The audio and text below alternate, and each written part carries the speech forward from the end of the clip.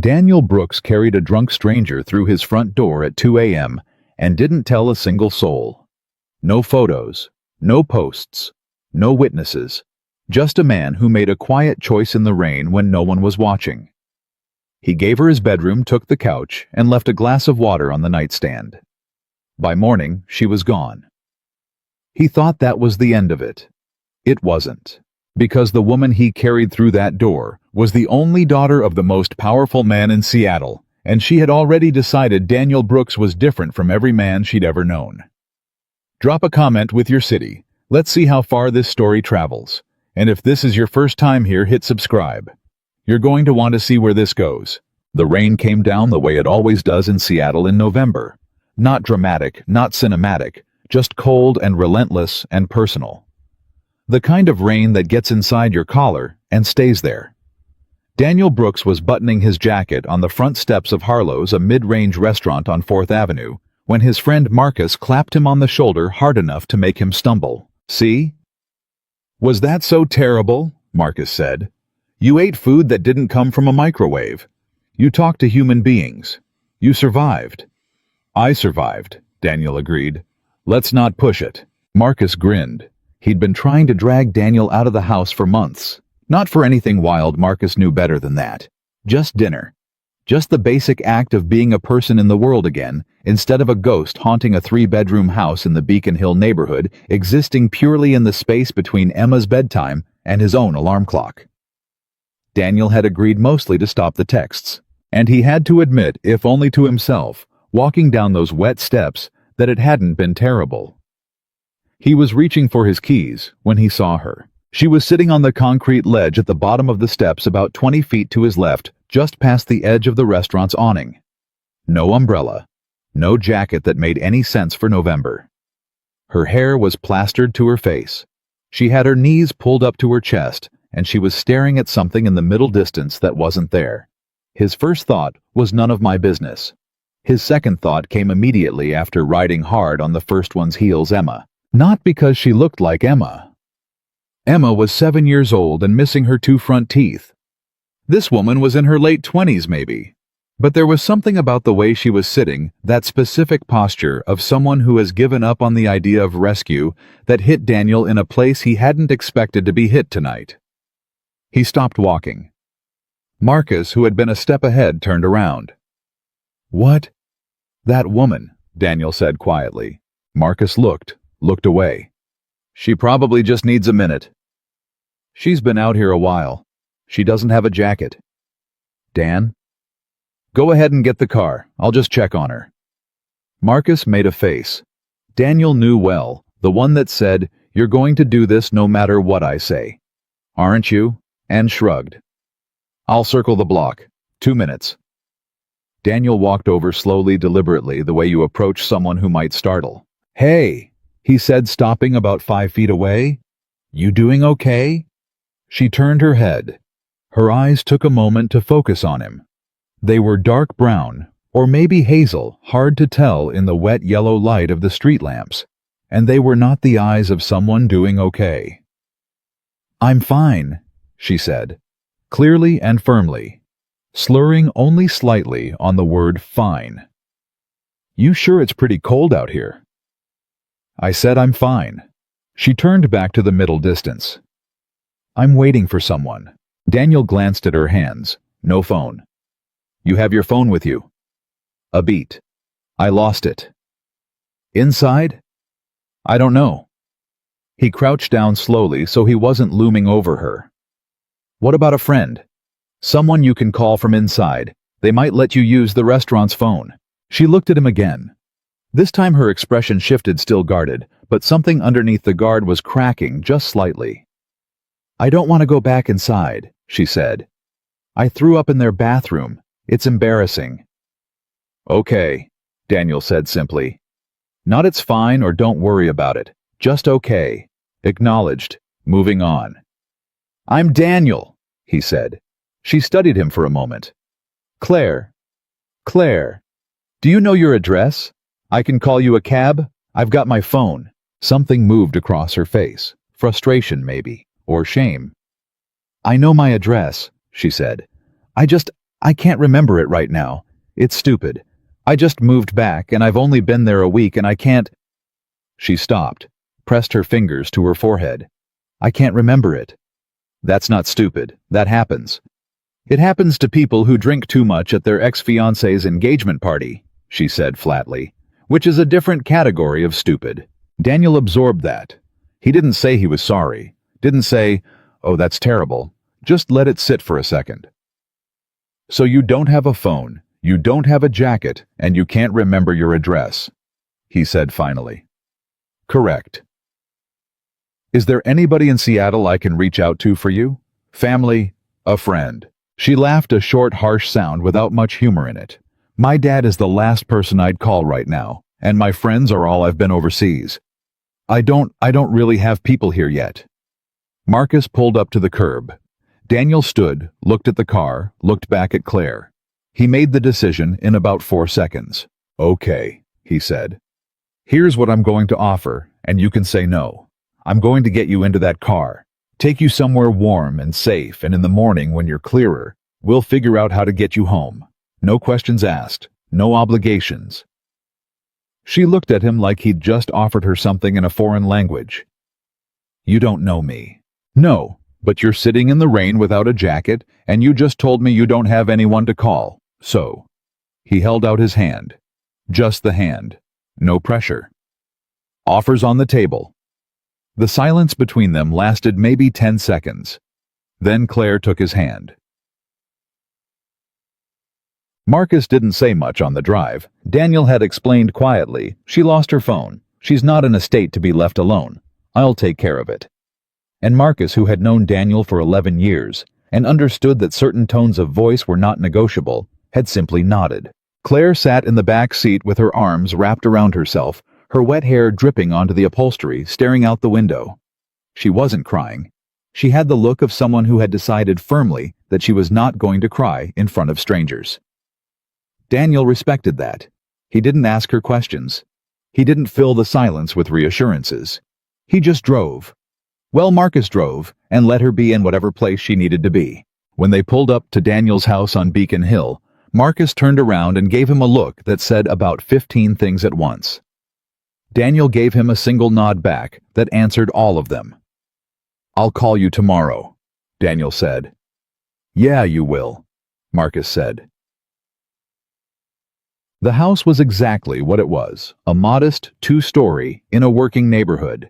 The kind of place where people knew their neighbors' names and left their kids' bikes on the porch. Daniel had bought it with Lauren 8 years ago. He hadn't changed much since she died. He'd thought about it. People kept suggesting he redecorate, start fresh, all that. But every time he stood in the middle of the living room and looked around, he couldn't quite identify what he'd change or why. It was home. It looked like home. That was enough. He unlocked the front door and stepped aside for Claire. She hesitated on the porch. Your family is here. My daughter, he said. She's 7. She's asleep. I don't want to wake her up. You won't. She sleeps through thunderstorms. He gestured. Come on in. Claire walked into the living room slowly with the particular carefulness of someone who's been drinking but is trying not to show how much. She looked at the couch, the coffee table, a stack of Emma's drawings on the side table that Daniel kept meaning to put away. The bathroom is down the hall on the left, Daniel said. Take your time. There are towels in the cabinet under the sink, clean ones. I'll get you something to change into. He found a pair of sweatpants and an old Northwestern sweatshirt, things he didn't wear but hadn't gotten rid of, knocked on the bathroom door and left them on the handle without opening it. Then he went to the kitchen, put a glass of water and 2 Tylenol on the nightstand in the spare room, his room, the room he slept in, and moved his own things to the couch with the same efficiency he brought to everything. No drama, no announcements. He was lying on the couch reading when Claire came out of the bathroom, dressed, hair damp but untangled, looking significantly more like a person and less like someone the night had beaten. She stopped in the hallway. You gave me your room. Spare room, he said. It wasn't exactly true, but the distinction felt kind. She looked at him for a moment. You don't have to sleep on the couch. I sleep on the couch fine. It's actually... He paused. My daughter falls asleep there watching movies about half the time. I've spent a lot of nights pulling her to bed and then just giving up and lying down myself. It's comfortable. A beat. Why are you being this nice to me? Claire asked. The question wasn't aggressive. It was genuine. And behind it, Daniel heard something he recognized, the specific tone of someone who had learned to be suspicious of kindness, because kindness had always wanted something. He thought about it for a real second before answering. You needed help, he said. That's the whole reason. She studied him like she was looking for the catch. Daniel met her eyes and waited. Okay, she said finally, quietly. There's water on the nightstand, Tylenol too.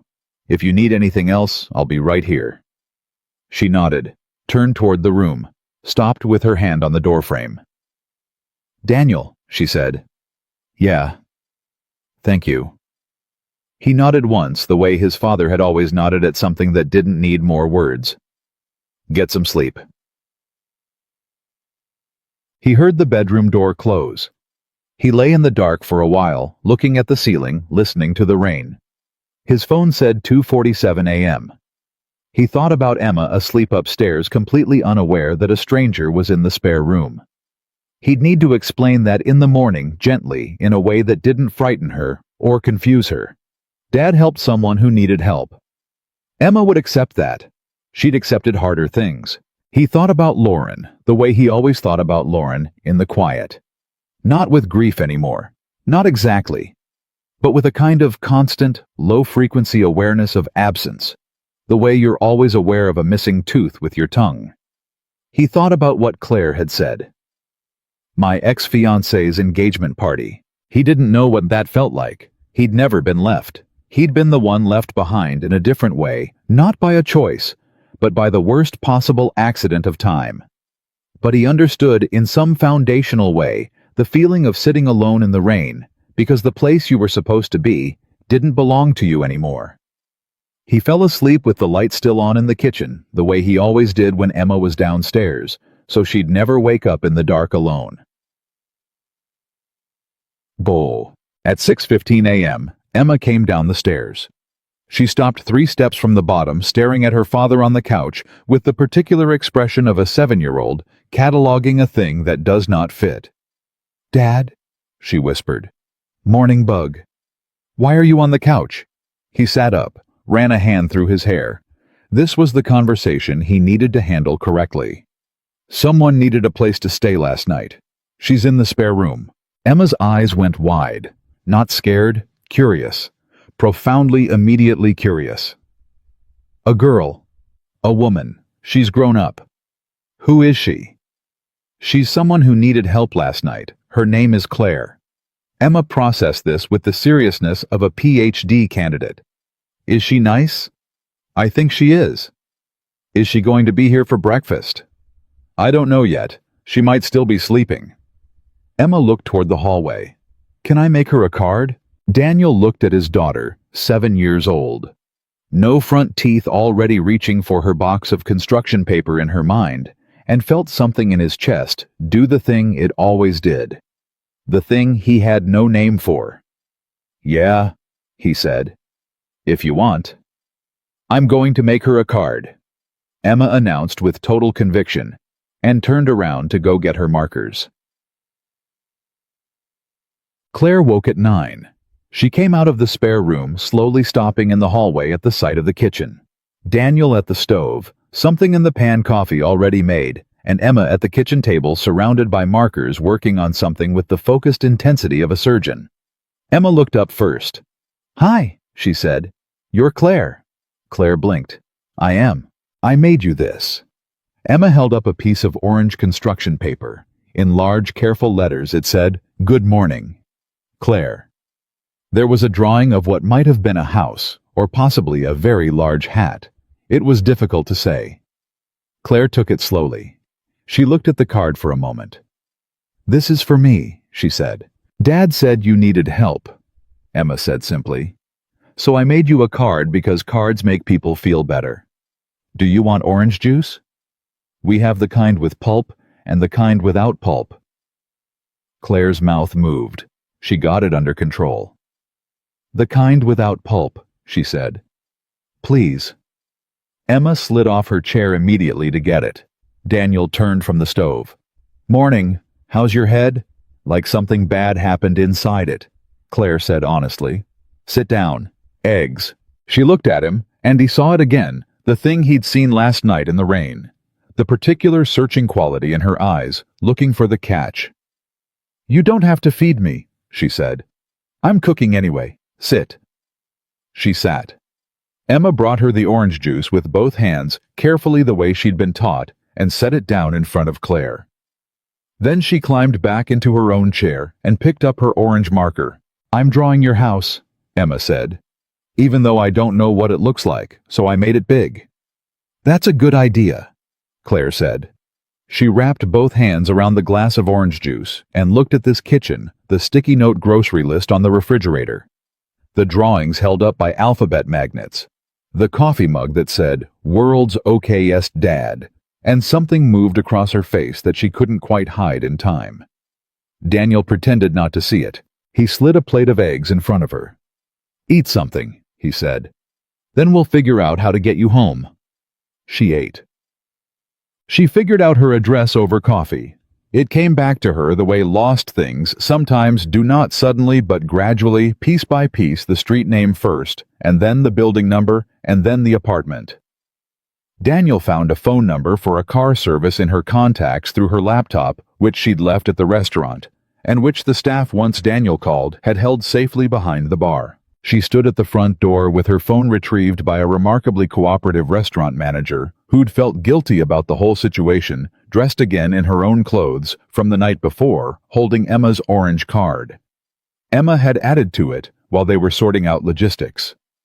It now also said in smaller letters, "Come back sometime." Claire looked at Daniel in the doorway. "I don't usually," she started. Stopped. Tried again. "I don't usually end up in situations like this." "I know," he said. "I don't know how to." She looked down at the card. "Thank you isn't enough." "It's plenty." She looked up at him, fully, the way she hadn't quite been able to the night before. "You didn't have to do any of this," she said. "I know."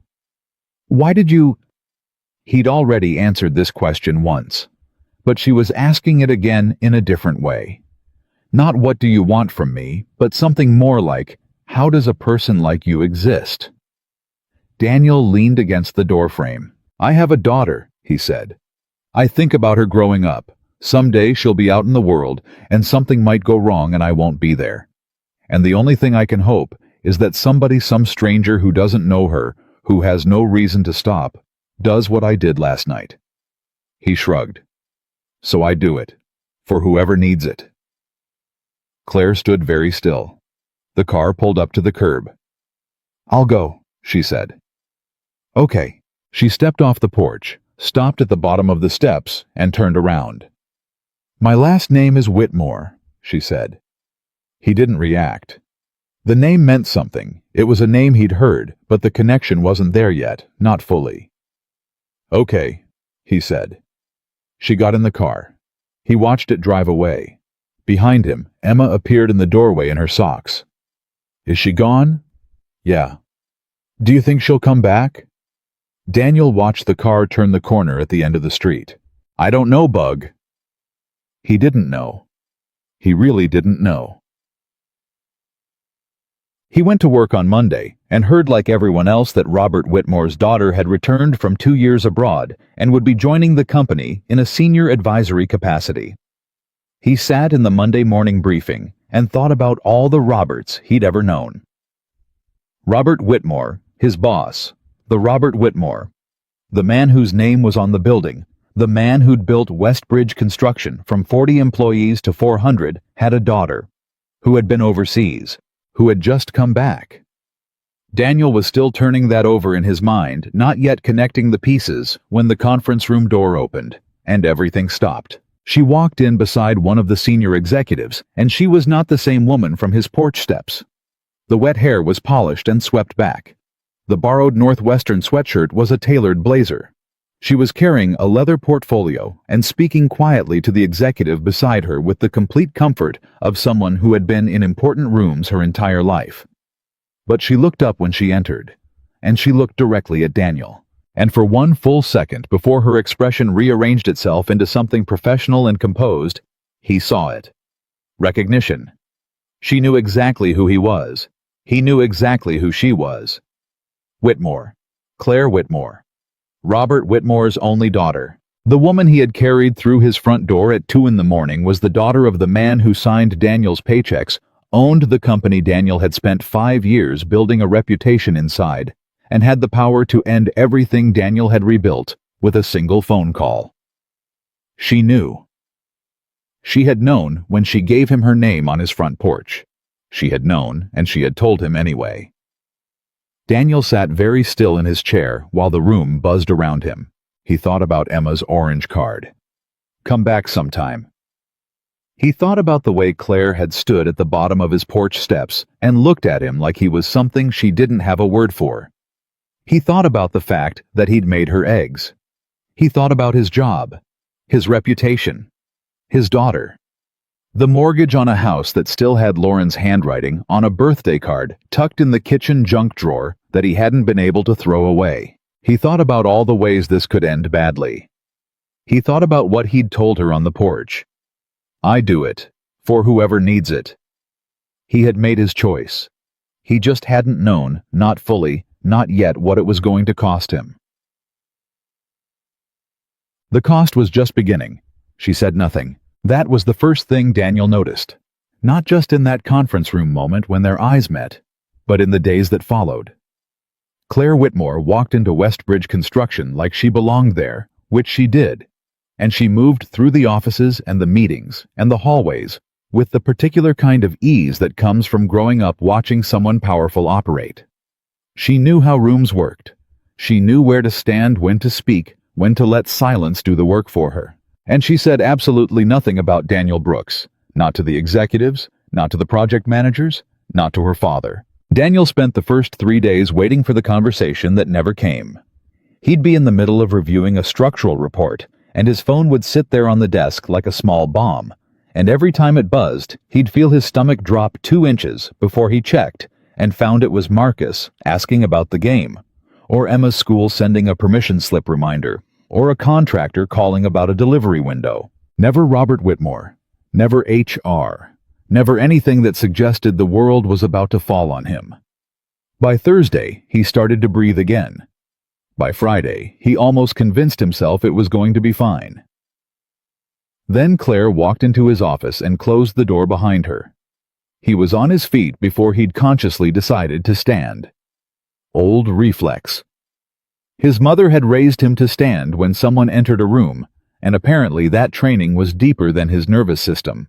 She was in a gray blazer carrying a tablet, and she looked exactly like what she was, a senior executive's daughter who had been handed a serious role and was fully capable of doing it. Nothing about her said, I wore your Northwestern sweatshirt and threw up at a restaurant bathroom last Saturday night. Nothing about her said anything except controlled professional competence. Mr. Brooks, she said. Ms. Whitmore? A beat. She looked at him. He looked at her. The silence had weight. I wanted to introduce myself properly, she said. I'll be working with the advisory team on the Harbor District project. That puts me in contact with your division. I heard, he said carefully. I also wanted to say... She stopped. Reset. I should have said it sooner. I'm sorry for the situation last weekend. That was not something you should have had to deal with. He sat back down slowly. You don't need to apologize for that. I'm apologizing anyway. She held his gaze. And I need you to know that what happened, the circumstances, I haven't discussed them with anyone. I won't. He studied her. Why are you telling me that? Because you need to know, she said simply. You helped me. The least I can do is not make it complicated for you. Daniel was quiet for a moment. Outside his office, he could hear the ordinary sounds of the building phone's printers, someone's laugh down the hall. Normal Tuesday sounds, the world carrying on. Thank you, he said. I appreciate that. She nodded. clicked her tablet on, then off again like she was deciding something. The Harbor District reports. I reviewed the last 2 quarters. Your team's numbers are clean. We try. The Kellerman Phase 3 delay whose call was that. The shift was so clean, so practiced, that it took him a half-second to follow it. They were talking shop now. She had moved them out of the awkward territory and into neutral ground without announcing she was doing it, and he recognized the move for what it was, not evasion, but grace. Mine, he said. Soil reports came back inconsistent. I pushed the pour date rather than risk the foundation. Even though it cost 6 days on the timeline. Even though. She looked at him. Robert signed off on that. He pushed back. I held my position. He signed off. Something changed in her expression, small, almost imperceptible, like a number that didn't add up suddenly clicking into place. Okay, she said. I'll see you in the Wednesday review. She left. Daniel sat at his desk for a long moment after she was gone, and then he pulled up the Harbor District folder and went back to work because that was what you did. You kept working. That was the whole strategy. He just wasn't entirely sure anymore what he was working toward. That was the beginning of it. The real beginning. Not the rain, not the conference room moment. The Tuesday afternoon when Claire Whitmore walked into his office, apologized for nothing. She'd actually done wrong, and then asked him a sharp question about foundation pour decisions. And he'd told her the truth directly, the same way he talked to anyone. He didn't know it yet, but that was the moment she stopped looking at him like someone she needed to manage and started looking at him like someone she wanted to understand. She came back Wednesday for the review meeting, which was entirely appropriate since she was on the advisory team. She sat at the far end of the conference table and didn't look at Daniel more than she looked at anyone else. She asked precise questions. She pushed back on 2 cost projections with numbers that were clearly her own research, not inherited opinion. When someone tried to deflect with vague language about market conditions, she cut through it without raising her voice. She was, Daniel had to admit, formidably good at her job. After the meeting broke, one of the other project managers, a guy named Phil, who had been at Westbridge 11 years, caught up with Daniel in the hall. What do you think? Phil said, tilting his head back toward the conference room. About what? Whitmore's kid. She's sharp, or is she playing at it? She's sharp, Daniel said. Yeah. Phil lowered his voice. Heard she was in London, some kind of development consulting firm. Did their whole European expansion strategy. I didn't know that. 2 years, 28 cities, then she just comes home. Phil shrugged. Rumor is the old man called her back, wants to hand her the company eventually. Daniel said nothing to that. Must be nice, Phil said and walked off. Daniel went back to his office and stared at the Harbor District files for a while without really seeing them. He thought about Claire sitting in his kitchen with both hands around a glass of orange juice, looking at Emma's drawings on the refrigerator, like she'd never seen a refrigerator that looked like that before. He thought about the way she'd taken the orange construction paper card in both hands and looked at it for just a beat too long. He thought about what it must look like from the outside, a woman who had spent 2 years managing European development strategy coming home to a job her father created for her, and how completely that description failed to account for the person who had been sitting on those wet steps. The gap between who people appeared to be and who they actually were was something Daniel had always thought about more than most people. Lauren had been that way, serious and a little intimidating to people who didn't know her until she laughed, and then everything recalibrated. Emma was the opposite. She gave you the whole thing immediately, all of it, here I am, and people sometimes didn't know what to do with that much directness in a 7-year-old. He wondered not for the first time that week what the story was with the ex-fiancée's engagement party. He told himself to stop wondering about it. He didn't stop. It was a Thursday afternoon 3 weeks later when she found him in the project archive room on the 2nd floor. Not a chance encounter. Daniel had been around offices long enough to recognize the difference between someone who happened to be somewhere and someone who'd looked up where you'd be. She had a folder. She set it on the table next to his. Can I ask you something off the record? She said. Depends on what it is. Fair answer. She opened the folder. The Meridian Square project from 4 years ago. The city contract that Westbridge passed on. Do you know why? He looked at her. I wasn't at the director level 4 years ago. I know. But you were on the initial assessment team. I found your name on the site evaluation. He was quiet for a moment, deciding something. The site had environmental liability exposure, he said. The soil contamination from the previous commercial use hadn't been fully remediated. The city wanted to accelerate past the required testing window. I flagged it. And the company walked away. Correct.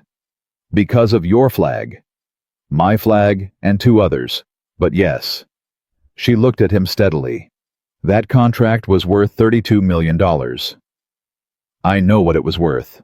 You recommended walking away from $32 million. I recommended not building on contaminated ground, he said, which is a different thing. She studied him like she was measuring something. What happened to the site? Different developer took it. They cut the same corners the city wanted us to cut. 3 years and the subsidence report started. They're in litigation now and the project's essentially frozen. He paused. Nobody got hurt. That's the only good part. Claire sat down across from him. She hadn't asked permission. She just sat like the decision had been made somewhere before she was aware of making it. My father almost took that contract, she said. He told me about it years ago. He said someone on the assessment team pushed back hard, and it cost them a major deal, and he was furious at the time. Daniel said nothing. He said later, after the litigation news came out, that unnamed person on the assessment team had saved the company from one of the worst decisions they could have made. She paused. He never found out who it was. The room was very quiet. Huh, Daniel said. Claire looked at him. He respects that kind of judgment more than almost anything. He doesn't talk about it often. But I've watched him my whole life, and the thing that gets through to him really through is someone who holds a line when it costs them something. I wasn't thinking about impressing anyone, Daniel said. I was thinking about what happened if we were wrong. I know, she said. That's the point. She closed her folder, stood up. But she didn't leave immediately. She stood there for a moment, and Daniel waited because he'd learned that Claire Whitmore usually had something more to say when she stood still like that. My ex-fiancé, she said. Nathan Pierce. Do you know that name? He thought for a second. Pierce Capital, institutional investment. Connected to 3 or 4 Westbridge subcontractors through his family's holding company. She nodded. We were engaged for 2 years. His family and my father had been planning it since we were in college, basically. It was never. She stopped. Started again. He treated everything like a portfolio, including me. Daniel didn't say anything. When I found out he'd gotten engaged to someone else 2 months after I went to London, I told myself I didn't care. I'd been the one who left after all. I walked away from the engagement first. I had no right to care. She exhaled. But then his people sent me an invitation. To the party. And I went because I am apparently stupider about some things than I am about others. That's not stupid, Daniel said. It was a little stupid. Maybe a little, he allowed. She looked at him sharply. Then something broke in her face briefly just for a second and she laughed. It was an entirely different sound from the short, harsh laugh on the restaurant steps. This one was real. You're supposed to say it wasn't stupid at all, she said. Would that have helped? No, she admitted. Then there you go. She picked up her folder. At the door she stopped. Mr. Brooks. Daniel. A pause, like she was deciding whether to use it. Daniel, she said. Thank you. For the eggs, too. Emma makes very good orange juice. She left. He sat in the archive room for a while after she was gone. He thought about Nathan Pierce. He thought about a woman who had walked away from a 2-year engagement and then gotten on a plane to London and spent 2 years doing the work that needed doing and not talking about any of it. He thought about Emma at the kitchen table with her markers making a card for a stranger because someone needed help, and that was reason enough. He thought about what it felt like to be in a room where someone was honest with you, without requiring you to perform anything back. Then he closed his folders and went back to work. Because that was what you did. He just kept choosing to keep doing it, even when the calculus got more complicated. The fourth week was when Marcus cornered him. It happened over lunch sandwiches from the place 2 blocks from Daniel's office, which was technically a neutral location, and therefore, by Marcus's reasoning, fair ground for ambush. "Okay," Marcus said, unwrapping his turkey on wheat with the energy of someone who has been waiting to say something for 3 weeks and has run out of patience. "Tell me what's happening." "Nothing's happening." "Daniel." "I'm eating a sandwich." "The woman from the car." Marcus pointed at him. "I looked her up. Claire Whitmore, Robert Whitmore's daughter. You work for Robert Whitmore." "I'm aware of that." "So you carried your boss's daughter through your front door at 2 in the morning, and then you made her eggs." "How do you know about the eggs?" "Emma told me. She called me last Sunday to ask if I thought Claire was going to come back. She had made a follow-up card." Marcus's expression was somewhere between concerned and impressed. "Daniel, talk to me. What is this?" Daniel set down his sandwich. He looked at the table for a moment, thinking about how to say it accurately. "I don't know," he said. It's not. I genuinely don't know. She's my boss's daughter. She's in a professional capacity at the company. We've had some conversations that were clear. Direct. She's a direct person." "You like her?" "I said she's direct.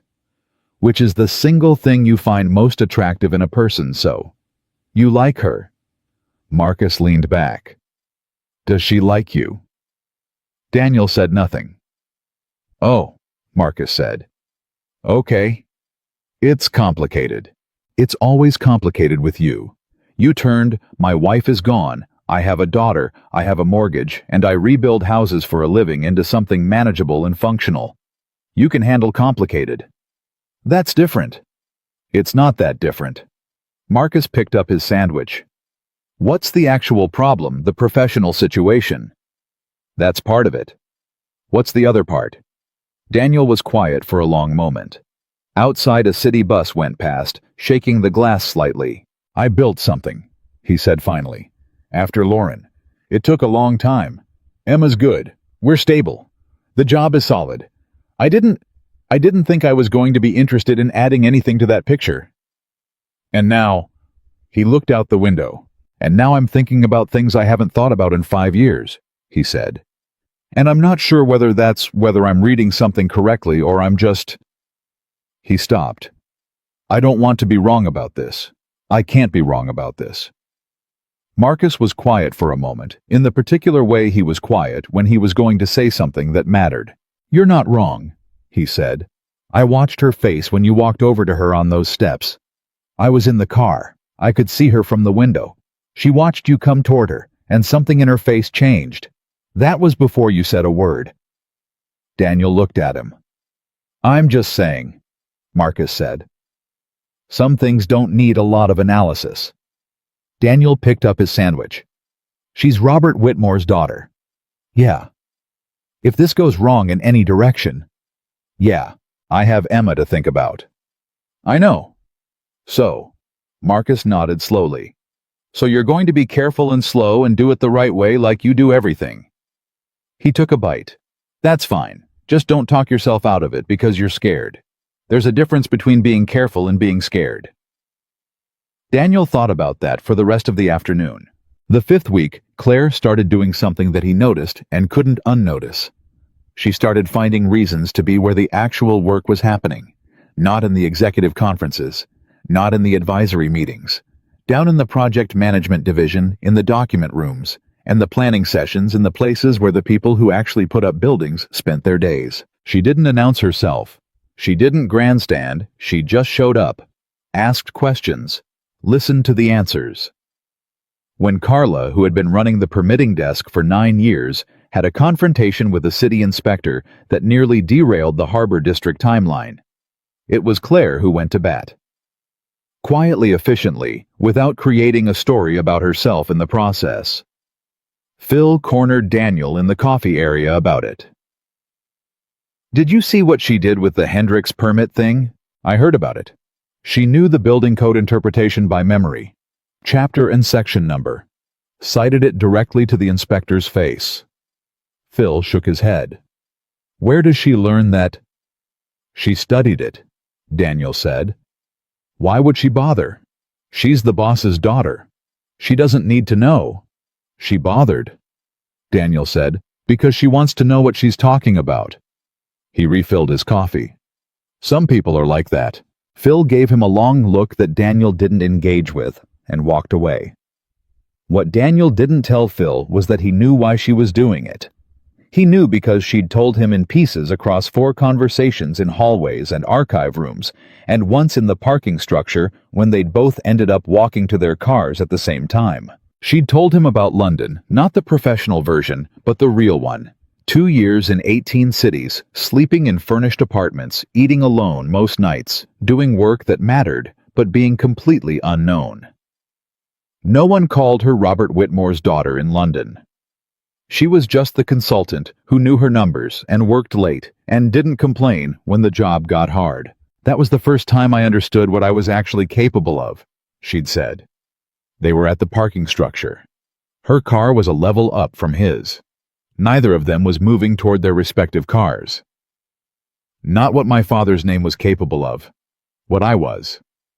"And then you came back," he said. "And then I came back." She looked at her keys. "He called and said he needed me, and I believed him, and now I'm here." A beat. "He did need me. That's real. The company's at a transition point, and he genuinely wants someone he trusts in an advisory capacity. I'm not wrong about that. But I also know he's been planning my whole life for 40 years, and this is another chapter of that plan." She exhaled. "And I can't tell anymore where his plan ends and my choices begin. Does that make sense?" "It makes complete sense," Daniel said. She looked at him. "How do you do it, the clarity? You always seem to know what you think." "I don't always." "You seem like you do." He thought about it. "When Lauren died," he said, "I had about 3 months where I couldn't tell what I thought about anything. Everything went sideways. Emma needed me, and I was there for her, but inside..." He paused. "There was a morning when I drove Emma to school, walked back in the house, and stood in the kitchen for 45 minutes because I couldn't decide whether to make coffee. Not because I was sad, because I literally could not access the part of myself that makes decisions. I didn't know what I wanted. I didn't know what I thought. I was just static." Claire was very still listening. "I started making small decisions on purpose," he said. "Really small. Coffee, shower, walk Emma to the bus stop. One thing then the next thing. And after a while the decisions got bigger. And then one day I realized I'd been making them without thinking about it, and the static was gone." He looked at his keys too. "I don't have a system for clarity. I decided to keep deciding, and I've been doing that since." The parking structure was quiet around them. "Emma's lucky," Claire said. "I'm luckier," he said. She looked at him. He looked back. It was exactly the kind of moment that could become something, and they both knew it, and they both let it be what it was, for a few more seconds before Claire said, "Good night, Daniel," and walked up the ramp to her car. He stood there for a moment. Then he drove home, picked Emma up from the neighbor, who watched her after school, helped her with a worksheet about rainforests, ate dinner, and lay on his couch in the dark, thinking about the particular way Claire Whitmore said his name. "Good night, Daniel." Like she'd been practicing it for a while.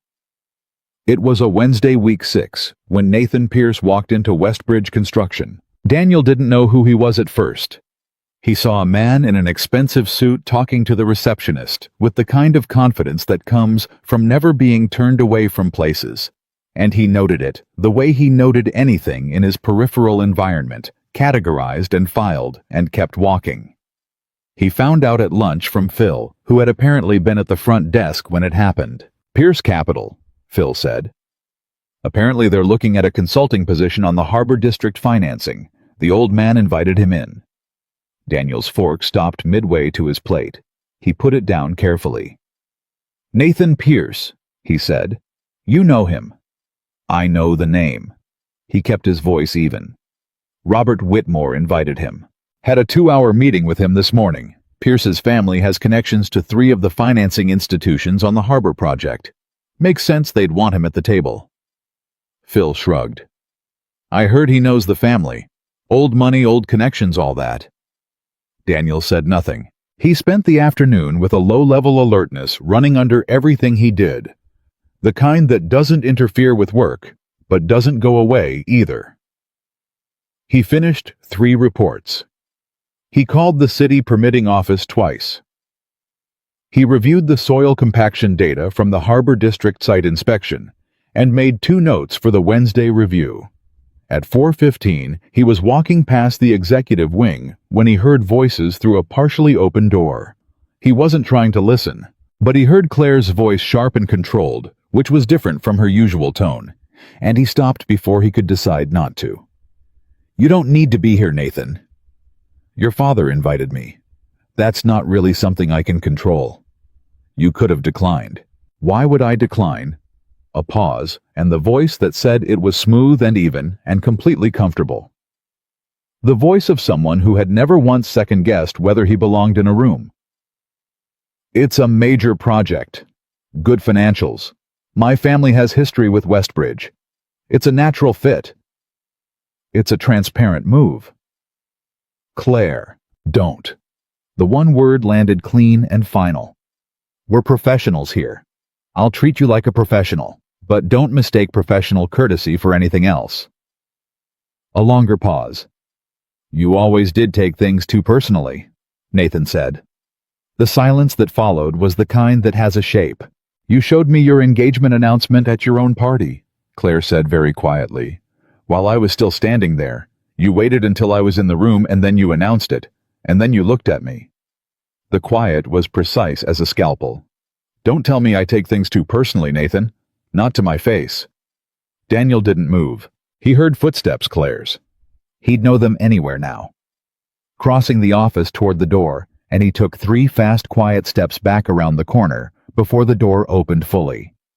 He kept walking, made it to the stairwell, pushed through the door, and stood there for a moment in the stairwell quiet.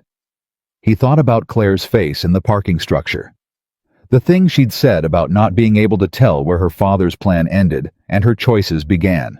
He thought about a man smooth enough to get invited back into a professional space he'd burned, who had chosen to accept the invitation, and who had just told a woman he'd publicly humiliated that she took things too personally. He thought about Emma at home, right now, being watched by Mrs. Parrish next door, probably drawing something, probably telling Mrs. Parrish a detailed story about her day at school, with the kind of narrative commitment most adults reserve for important occasions. He thought about what it cost to hold a line.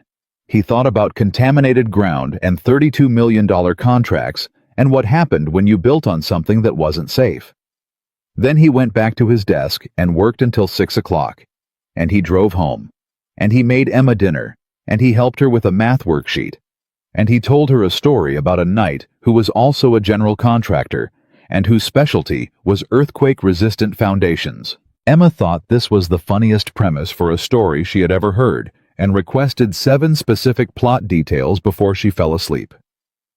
Daniel sat in the chair beside her bed in the dark for a few minutes after her breathing changed. He thought about Claire saying, "You always seem to know what you think." He thought about what he actually thought, about all of it. He stayed there in the dark until he was sure. Then he went downstairs, poured himself a glass of water, and looked at the spot on the nightstand in the spare room, where he'd left the Tylenol and the glass of water 6 weeks ago. He was still thinking when his phone buzzed. Unknown number, but a Seattle area code. He picked it up. "Daniel?" Claire's voice. Quiet. Careful. "I'm sorry to call. I got your number from It Doesn't Matter. I'm sorry it's late." "It's not late," he said. It was 8:15. Emma was asleep. "Are you okay?" A pause. "Nathan Pierce is going to be on the Harbor District financing team." "I heard." Another pause longer. "I need you to know something. Before this gets more complicated, Before she stopped, tried again. He's going to look around at whatever is happening, and he's going to make it into something. That's what he does. He reads what matters to people and he turns it into leverage. And I need you to know that if that happens, if he comes after Claire. She stopped. I've held lines before, he said. I know how. The silence this time was different, softer at the edges. I know you do, she said. I didn't want you to be blindsided. I appreciate that. I should go. Yeah. Neither of them moved, which in a phone call means the line stayed open and nobody spoke. Emma okay, Claire said finally. He looked toward the ceiling, toward the upstairs where Emma was sleeping with her stuffed elephant and 3 library books and a flashlight she was definitely using after bedtime. She's perfect, he said. Good. A breath. Good night, Daniel. Good night, Claire. The line went quiet. He stood in his kitchen for a long time. Somewhere above him, Emma was probably still reading. Somewhere across the city, Claire Whitmore was probably standing somewhere quiet, holding her phone, thinking about leverage and choices and lines. And Nathan Pierce was somewhere in Seattle tonight, in a hotel, or at a dinner table, looking at the board and moving pieces. Daniel knew what happened when someone tried to build on ground that hadn't been tested. He'd spent his whole career making sure it didn't happen on his watch.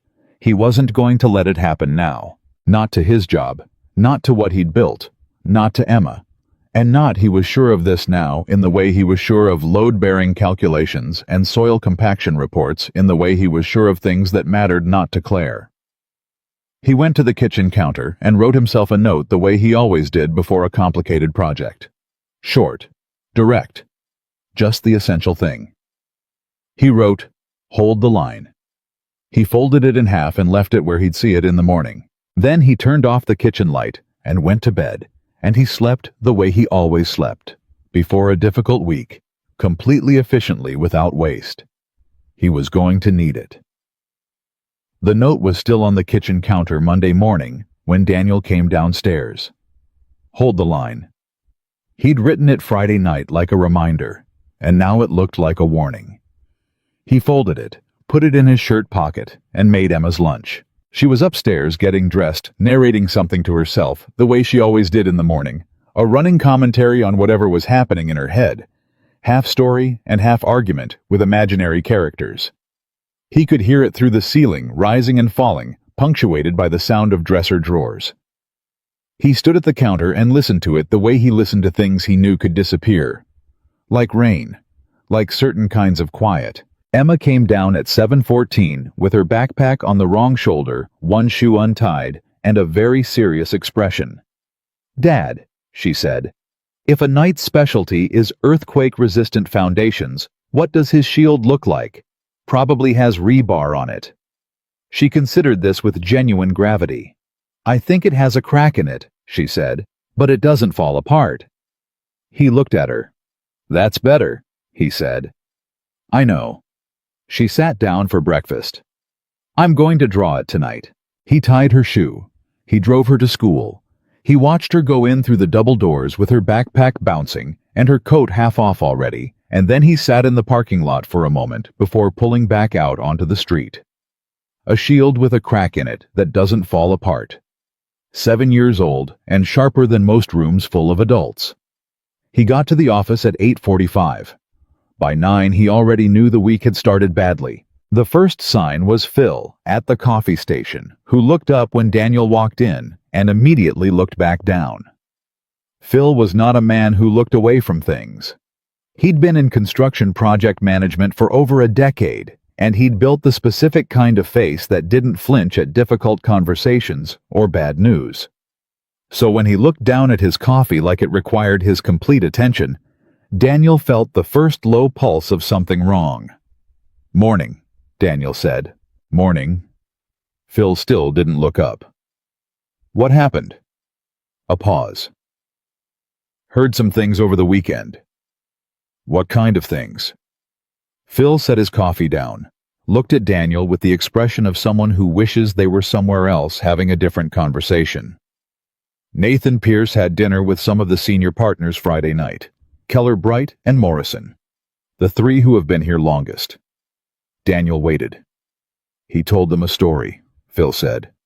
About you. The air in the room felt different. Not dramatic, just different the way temperature changes in a building when a window opens somewhere. What story? Daniel said. His voice was even.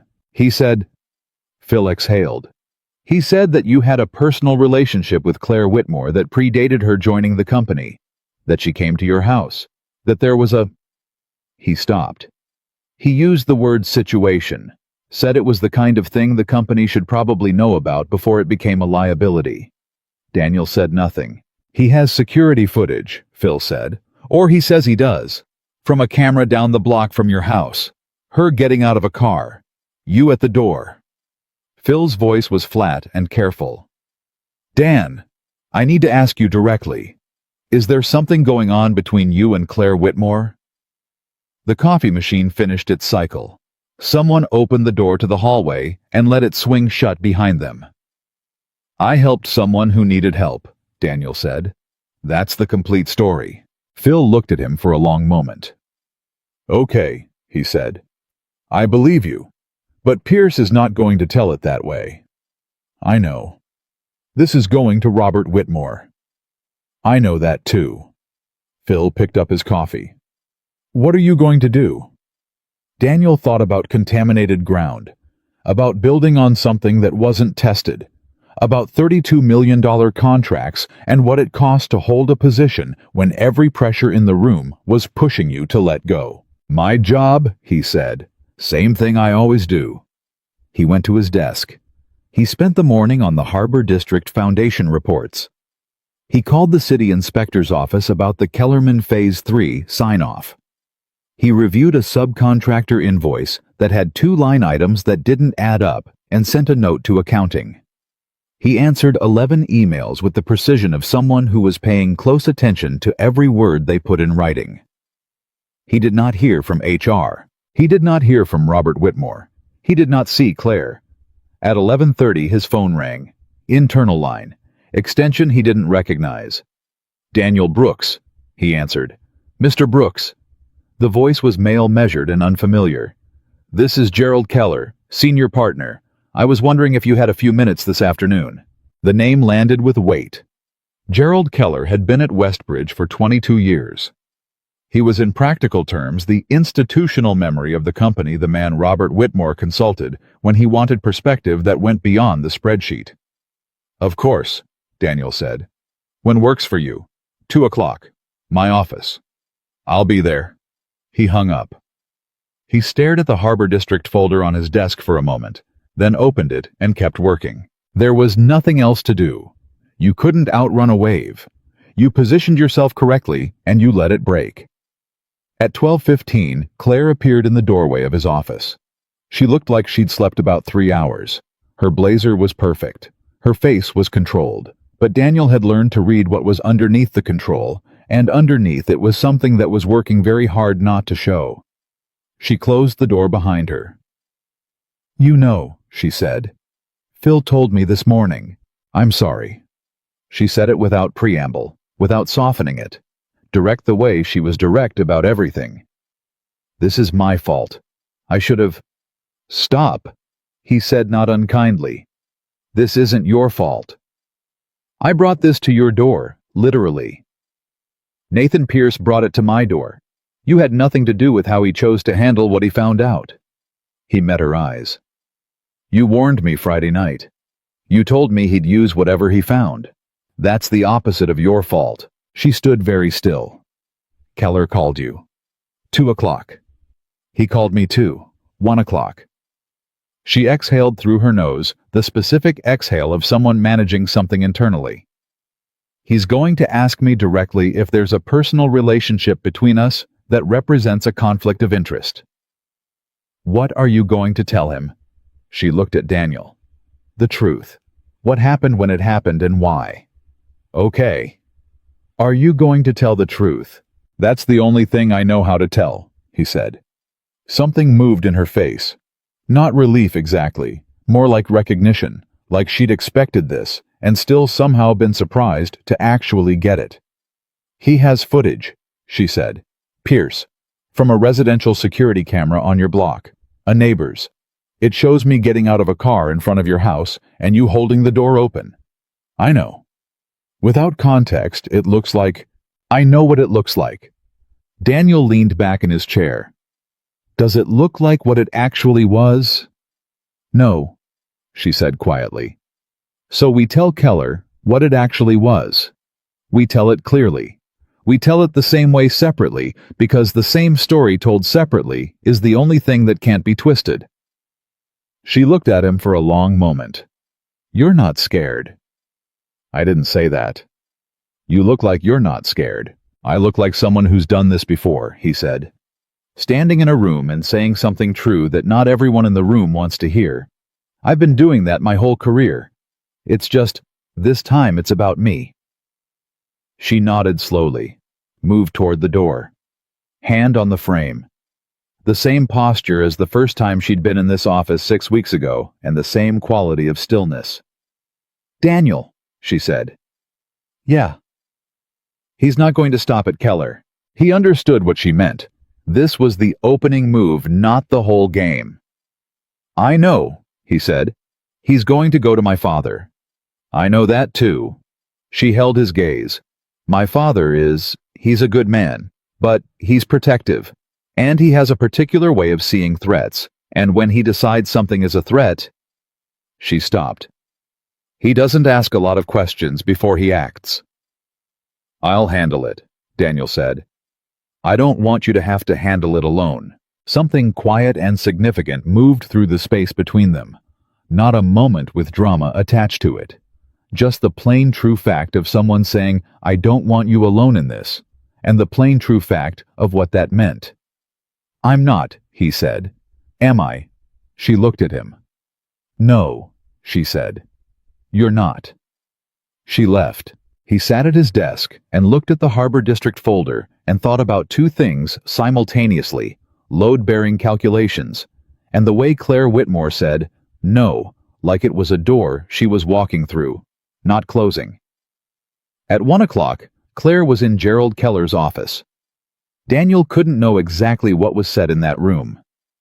But he found out later, days later, when Claire told him, and he learned it in pieces, the way he learned most important things. Keller had asked her directly, professionally, without visible judgment, whether she had a prior relationship with Daniel Brooks that constituted a conflict of interest at the company level. Claire had told him everything. She told him about the night, about the restaurant steps, about losing her phone, not knowing her address, being in a condition that made her vulnerable and that she was not proud of. She told him Daniel had found her sitting alone in the rain and had given her a choice: leave or be helped, and had helped her without asking for anything in return. She told him about the separate sleeping arrangements, the glass of water on the nightstand, Emma's orange construction paper card. She told him that she had known who Daniel was when she gave him her last name on his porch steps because she had seen him at a company event 14 months earlier and had remembered him. Not his title. Him. She told Keller that what existed between her and Daniel now was a professional relationship with the beginning of something personal that had not been acted upon, and that she was being honest about that because anything less than honesty would be a disservice to everyone in the room. Then she told Keller that Nathan Pierce had been at the engagement party that night, that he had orchestrated the timing of the announcement specifically to cause pain, and that his arrival at Westbridge 6 weeks later was not coincidental, and that the footage he had apparently obtained and shared over a private dinner with 3 senior partners was the action of a man who understood leverage better than he understood ethics. Keller had listened to all of it without interrupting. When she finished, he said, "Thank you, Ms. Whitmore. I'll speak with Mr. Brooks at 2. "He'll tell you the same thing I told you," she said. "Exactly the same. Not because we coordinated it, because it's true." Keller had looked at her for a moment. "I believe you," he said. That was the 1 o'clock meeting. At 2 o'clock, Daniel sat across from Gerald Keller in an office that had been occupied for 22 years and showed it in the specific way long-occupied spaces show things, not cluttered but layered. A man's whole career sedimented into the shelves. Keller asked him the same question he'd asked Claire. Whether the relationship with Claire Whitmore constituted a conflict of interest. Daniel told him the same story Claire had told, word for word in the parts that were facts in the same sequence, because the facts were the facts, and facts don't change based on who's telling them. When he finished, Keller was quiet for a moment. Nathan Pierce, Keller said, came to dinner Friday with 3 of us and presented this situation as evidence of a potential ethical violation at the company level. I understand that's what he did, Daniel said. He had footage. Footage of me opening my front door for a woman who needed a safe place to sleep, Daniel said. I understand how that can be framed. He framed it as an employee using a vulnerable moment involving the owner's daughter to establish a personal relationship that creates a conflict within the company. Daniel looked at Keller directly. That's not what happened. I know, Keller said. Daniel waited. I've been at this company 22 years, Keller said. I know what a man looks like when he's running a calculation, and I know what a man looks like when he's telling the truth. You look like the second. He folded his hands on the desk. But the fact of the matter is that the situation exists. It's now known to at least 4 senior people, and Robert Whitmore does not yet know about it. When will he? Keller's expression told him the answer before the words did. This afternoon. Daniel nodded once. What happens in the meantime? Nothing is changing right now. You remain on the Harbor District project. You remain in your role. This is not a disciplinary situation, Mr. Brooks. But I want you to be prepared for a conversation with Mr. Whitmore. I'm prepared. He's going to hear Pierce's version first. Pierce requested a meeting with him this morning. It's at 4. Daniel looked at his watch. It was 2:17. He had less than 2 hours. Is there anything I can do? Daniel said, between now and 4 o'clock. Keller studied him. Do your job, he said. Do it well, the way you always do. Let the record speak. Daniel stood, extended his hand. Keller shook it. One more thing, Keller said. The Meridian Square project, the one the city approached us on 4 years ago. You were on the assessment team. Daniel paused. Yes. I was the one who took your flag to Whitmore, Keller said quietly. I never told him whose flag it was. He never asked, but I knew. He paused. I've been watching your work for 4 years, Mr. Brooks. I want you to know that. Daniel stood very still. Thank you, he said. He left.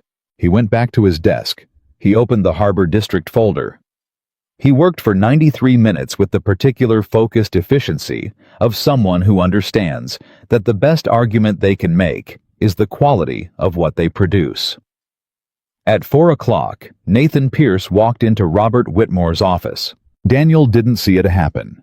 He found out the shape of it later from Claire, who found out the shape of it from her father, who told her because he was, when all was said and done, a man who believed in telling his daughter difficult things directly, even when it cost him. Pierce sat across from Robert Whitmore and laid it out carefully. The footage, the timeline, the fact that an employee had taken Claire home in a vulnerable state. The word predatory appeared once placed with surgical precision. Robert Whitmore had listened to all of it. Then he said, Who told you about the footage? Pierce had paused. I made it my business to know. How? Another pause. I have contacts. Seattle is a connected city. You hired someone to watch my daughter, Robert said. His voice was level. The specific level of someone who has learned that the most frightening thing a powerful man can do is become very, very quiet. I was concerned. You obtained footage of my daughter without her knowledge and shared it at a private dinner with my senior partners before bringing it to me. Robert Whitmore looked at Nathan Pierce. That's what happened. Pierce recalibrated. I was trying to protect the company's interest. The company's interest. A pause. What do you know about Daniel Brooks? Pierce had come prepared for this question.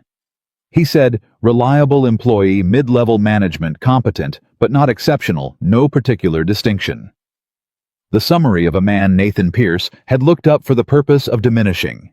Robert Whitmore had listened to the summary. Then he said, 4 years ago, a member of my assessment team flagged environmental liability on a site the city wanted me to build on. That flag cost us $32 million in potential contract value. I was furious at the time. I thought it was overly cautious, and I wanted to override it. A pause. I didn't. 2 years later, the contractor who took the job was in litigation, and the project was frozen. Nobody got hurt, but the developer lost more than what that contract was worth. Another pause. I've spent 4 years wanting to know who flagged it. I found out 20 minutes ago. It was Daniel Brooks. Pierce said nothing. He didn't tell me, Robert said. He wasn't lobbying for credit. He just flagged contaminated ground because that was his job and it was the right thing to do. Whitmore looked at Pierce. That is a man I know something about. Now tell me again what you're saying he did. The meeting ended shortly after. Daniel didn't know any of this at 4 o'clock. He was at his desk, finishing the last section of the Harbor District Foundation report when his phone rang. Internal extension, executive floor. Daniel Brooks, he answered. Mr. Brooks, this is Robert Whitmore's assistant. He'd like to see you tomorrow morning at 8 o'clock. Daniel's hand was steady on the phone. I'll be there, he said.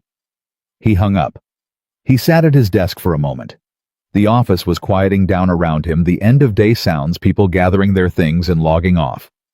His phone buzzed. Text, not a call. Claire. It said, My father knows everything. He's... A pause in the typing visible. Then I don't know what he's going to do. I'm sorry. He typed back, Don't be. 8 a.m. I'll tell him what I told Keller. The truth directly. That's what I've got. 3 dots appeared, disappeared, appeared again. Then, that's enough. It should be enough. He drove home in the particular kind of silence that isn't empty, the kind that's full of things you're not saying out loud because you're waiting to see how they land first. He picked up Emma from Mrs. Parrish's. Emma had finished her drawing of the knight's shield and showed it to him in the doorway, with both hands holding it up like evidence. It was a shield with a jagged crack down the middle, and around the crack she'd drawn small lines, reinforcements, he realized, like rebar, like something that had been broken and been made stronger at the break. That's exactly right, he said. She grinned, gap-toothed, and went inside. He made dinner. He helped Emma with her reading worksheet. He read her a chapter of the book they'd been going through together, a story about a boy and a dog and a cross-country journey that Emma had opinions about at every page. He tucked her in. He turned off the light. He stood in the doorway for a moment and looked at his daughter sleeping. Then he went downstairs and sat at the kitchen table with a glass of water and thought about tomorrow. 8 o'clock. Robert Whitmore, the most powerful man in the room. Daniel had been in rooms with powerful men before. He'd been in rooms where the power was loud, where it filled every corner and made the air feel pressurized. He'd been in rooms where the power was quiet, which was harder because quiet power doesn't telegraph what it's going to do. Robert Whitmore's power was quiet, but Daniel had spent his whole career in rooms where the ground might not hold. He'd learned to test it before he put his weight on it, and he'd learned that the only thing you could count on was your own honesty about what you found. He'd built his whole career on the willingness to say, this ground isn't safe, when nobody in the room wanted to hear it. Tomorrow, he was going to walk into Robert Whitmore's office and say it again. This is what happened. This is what I did. This is why. This is who I am. He folded his hands on the table and looked at the kitchen around him. Emma's drawings on the refrigerator, the sticky note grocery list, the mug that said World's Okayest Dad, the spot on the nightstand in the spare room, visible through the hallway where he had left a glass of water for a stranger 6 weeks ago and started something he didn't yet have a name for.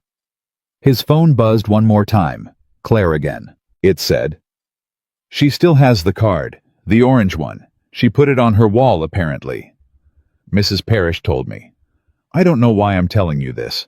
I just thought you should know. He read it twice. Then he typed, Get some sleep. She typed back, You too.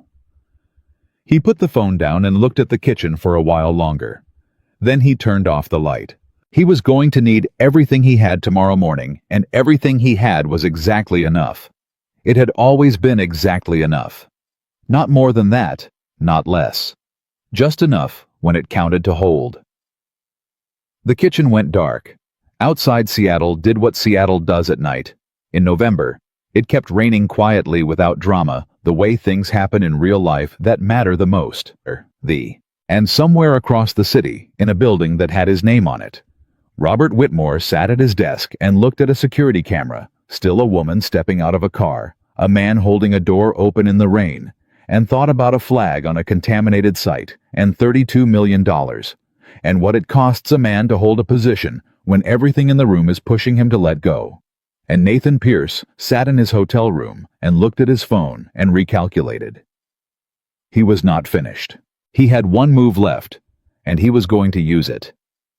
Daniel woke at 5:47 the next morning, 13 minutes before his alarm.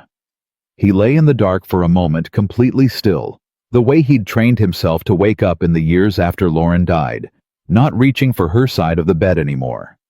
Not that first disoriented second of forgetting. Just present, just here, just in the body he had and the day that was coming. 8 o'clock. Robert Whitmore. He got up, made coffee, stood at the kitchen window while it brewed and watched the street outside go from dark to gray to the particular pale blue of a Seattle morning that hasn't decided yet whether it's going to be kind to you. Emma came down at 6:50 with her hair unbrushed and her backpack already on, which meant she'd remembered today was library day, without being told, which happened maybe twice a year and was always a small miracle. "You're up early," she said, pulling out a chair. "Couldn't sleep past 6. She looked at him with the specific assessing quality she'd had since she was about 4 years old, the look that meant she was reading something. "Are you nervous about something?" "Little bit," he said honestly. Emma considered this while pouring cereal. "Is it the night stuff with the foundation?" He looked at her. She'd been listening to more of his work conversations than he'd realized. Or maybe she'd just been paying attention in the particular way children do, absorbing the texture of a thing, even when they don't have the vocabulary for the specifics. "Something like that," he said. "The shield has rebar," she told him firmly, like this settled it. "You're okay." He drove her to school. He watched her go through the double doors. She turned once at the top of the steps and waved without looking back, the wave of someone who knows you're watching and wants you to know they know. He drove to Westbridge. He was at his desk by 7:20. He reviewed the Harbor District report one more time, not because it needed review, but because the act of doing the work grounded him the same way the act of deciding what to have for coffee had grounded him in the worst months after Lauren. Small, real concrete things. The weight of facts in your hands. At 7:58, he took the elevator to the executive floor. The assistant showed him in at exactly 8 o'clock. Robert Whitmore was standing at the window when Daniel entered, not sitting behind the desk, standing, looking out at the city with his hands in his pockets, and he turned when he heard Daniel come in, and Daniel got his first real close look at the man. He'd seen Robert Whitmore at company events, at the all-hands meetings twice a year, where Whitmore stood at the front of a room of 400 employees and made it look effortless. From those distances, Whitmore was a type, the kind of man who had built something real from something smaller and carried the weight of that in his posture. Up close, he was different. Older than he looked from across a room. There were things in his face that didn't show up at a distance, the specific kind of tiredness that comes not from lack of sleep, but from years of carrying decisions that had consequences for people other than yourself. He gestured to the chair across from his desk. "Sit down, Mr. Brooks." Daniel sat. Whitmore sat across from him, not behind the desk, but in the chair beside it, which shifted something about the geometry of the room and was almost certainly a deliberate choice. "I'm going to tell you what I know," Whitmore said, "and then I'm going to ask you to tell me what's true. Can you do that?" "Yes," Daniel said. "Nathan Pierce came to me yesterday and told me that you had a personal relationship with my daughter that predates her joining this company. that you used a situation involving her vulnerability to establish that relationship. He had footage of her arriving at your home. Whitmore's voice was level, not angry, something more controlled than angry. He implied that your proximity to Claire and to the Harbor District project represents a conflict of interest that the company should address. Daniel waited to make sure Whitmore was finished. "That's what he told you," Daniel said. "Yes." "Can I tell you what actually happened? That's why you're here." So Daniel told him, the same way he'd told Keller. The same sequence, the same facts, the same specific details, the restaurant steps, the rain, no phone, no address, the choice he made, and why he made it, the bedroom, the couch, the glass of water, the Tylenol on the nightstand, Emma's orange card in the morning, the car service, the name Whitmore on his front porch meaning nothing to him yet because the connection hadn't completed. He told it without apology and without performance. Just the facts in order, at a pace that allowed them to be heard. When he finished, Whitmore was quiet. "You didn't know who she was," he said. "Not until Monday morning." "And when you found out?" "I went to my desk and I did my job," Daniel said. "Because that was the right thing to do, and the only thing I knew how to do." Whitmore looked at him. Really looked at him, the way experienced men look at other men when they're trying to read something beneath the surface. "Why didn't you tell someone?" he said. "When you found out, why didn't you go to HR, disclose it, proactively cover yourself?" "Because there was nothing to disclose," Daniel said. "I helped a person who needed help. I didn't know who she was. When I found out who she was, nothing about what I'd done changed. There was no conflict of interest because there was no relationship. There was one night where I did what I hope any decent person would have done." Another long pause. "Gerald Keller tells me you're the man who flagged the Meridian Square site," Whitmore said. "Yes." "Why didn't you tell me that was you?" "Because it wasn't relevant," Daniel said. "I did my job. I wrote a flag. Someone senior took it forward. That's how the process is supposed to work." Whitmore made a sound that wasn't quite a laugh, but was in the same neighborhood, like something had confirmed itself. "My daughter," he said. He stopped. Something moved in his face that he didn't immediately control. "She called me last night, after Pierce left.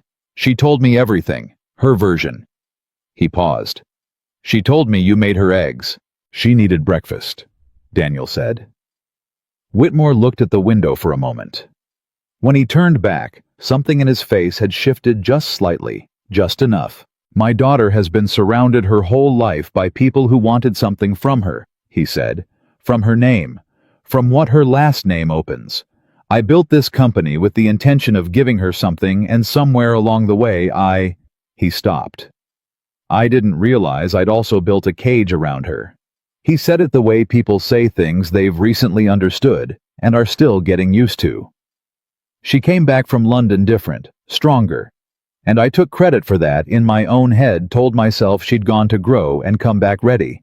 But that strength had nothing to do with me. She built that herself alone in a city where nobody knew her name."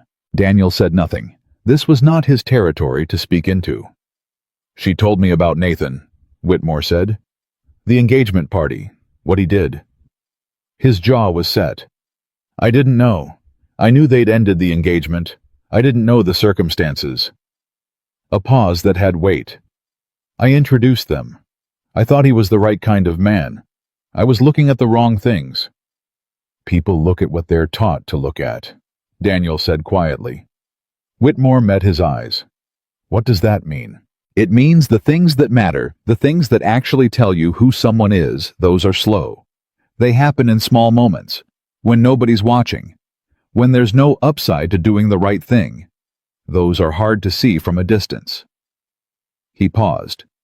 "You built a company that signs my paychecks and employs 400 people. That's a lot of years of a lot of decisions. I'd imagine most of the ones that mattered most happened when no one was looking." The room was very quiet. Whitmore sat back in his chair. "Nathan Pierce is not going to be part of the Harbor District project," he said. "That decision was made last night." Daniel absorbed that. The situation with Claire, Whitmore said. He said her name with a specific texture, Claire, not my daughter, like he was trying to see her as a separate person and practicing the shift in real time. Whatever exists between you, I'm not going to tell her what to do with it. She's 30 years old. She's already stopped listening to that anyway. Something that was almost a smile moved across his face, brief and real. But I'm telling you, man to man, that I'll be watching. Not because I think you're a threat, because she matters to me and I owe it to her to pay better attention. That's fair? Daniel said. If you hurt her? I won't, Daniel said. Not I'll try not to. Not I don't plan to. Just the plain fact of it. Whitmore studied him. She said your daughter made her a card, he said. Emma makes cards for everyone. It's her default response to most situations. What did it say? Good morning, Claire. Come back sometime. Daniel paused. She didn't know Claire's last name. She didn't know anything. She just knew her dad had helped someone who needed help, and she wanted to be part of that. Something happened in Robert Whitmore's face that he turned toward the window to manage. When he turned back, he was composed, mostly. You're still on the Harbor District project, he said. Nothing changes on your end. Daniel stood, extended his hand. Whitmore stood and shook it. Mr. Whitmore, Daniel said. For what it's worth, what you said about the cage, about not realizing. That's the kind of thing that's hard to say. He held the man's gaze. She knows you love her. That's not the question. The question's just how. And I think you're asking it. Whitmore said nothing. Daniel left. He was in the elevator going down when his legs did the thing legs do. After the adrenaline breaks, a slight softening, a physical acknowledgement that the thing you'd been braced for is over, and the body is releasing what it had been holding. He pressed the lobby button and breathed. The elevator descended. He thought, okay, that's done. He didn't know yet that it wasn't. Nathan Pierce made his last move at 11 o'clock that same morning, not through the company, not through Keller or the senior partners or a dinner conversation. He went directly to the source, the one pressure point he knew would bypass every professional layer and land somewhere personal. He called Claire. She was in a working session with the Harbor District Advisory Team when her phone buzzed. She didn't recognize the number he'd called from a different line the way careful people do when they're not sure they'll be answered. But she recognized the exchange. Her thumb hesitated over the screen. She excused herself from the meeting. She took the call in the hallway. Claire. His voice was the same as it always was. Smooth, even. The voice of someone who had never had to adjust his register because rooms adjusted themselves around him. I think we should talk. We have nothing to talk about, Nathan. I think we do. I think there are some things you should understand about Daniel Brooks before this goes further. I know everything I need to know about Daniel Brooks. You know what he's shown you. A pause precise and placed. You don't know what I found. She kept her voice level. What you found. You mean the footage you obtained by surveilling my movements and then weaponized in a private dinner with my father's senior partners. A brief silence. He hadn't expected the word surveilling. He'd expected got or shared or something softer. The precision of the word landed, and he had to recalibrate. I was trying to protect... Stop. Her voice was quiet. Nathan, listen to me carefully. You don't have anything. You have footage of a man helping a person who needed help. You have a story that falls apart when the true version is told by two people separately with identical details. You have... She stopped. You have yourself. That's what you have. And that's the problem, isn't it? That's been the problem since the beginning. Claire, you called this number to tell me something damaging about Daniel because you're threatened by a man who doesn't operate the way you operate, who doesn't think about everything in terms of position and leverage and what it costs. Her voice remained steady, but there was something beneath the steadiness now. Not anger exactly, more like a door she had decided to walk through rather than close. He made me eggs, Nathan. He gave me his bedroom and slept on the couch and left medicine on the nightstand, and never once made me feel like I owed him anything. And his 7-year-old daughter made me a card out of orange construction paper because someone needed help, and that was reason enough. She paused. That's what you're threatened by. Not his position. Not his access. His character. Nathan Pierce said nothing. Don't call me again, Claire said. Not this number. Not any number. We're done professionally. My father made that decision, and I support it. We are done in every other sense too, and that decision I made 2 years ago myself, in case you're still confused about the sequence. A breath. Goodbye, Nathan. She ended the call. She stood in the hallway for a moment. Then she went back into the meeting. She told Daniel about the call that afternoon in the parking structure again. The same ramp where they'd stood 6 weeks ago, and he'd talked about small decisions and the way static clears. She told it factually, without drama, the way she told most things. But he heard what was underneath it, and what was underneath it was a woman who had just closed something she'd been carrying for 2 years. Are you okay? He said. I'm better than okay, she said. She looked for the word. Clarified. He looked at her. He called to do damage, she said. And what happened instead was that I heard myself say true things out loud. To him. The person who probably deserved it the least, and somehow needed to hear it the most. She exhaled. You said something in the archive room, about making small decisions on purpose. One thing then the next thing. That's what it felt like. I just kept saying the next true thing. Yeah, he said quietly. That's how it works. She looked at him for a moment. Full clear. The way she'd looked at him on his front porch the morning after before she got in the car, like something had been confirmed, and she was still getting used to the confirmation. Emma's card is on my wall, she said. At my apartment. I hung it with the picture from the company's last summer event. The one where my father's looking at the camera, and I'm looking at something off to the left. What were you looking at? He said.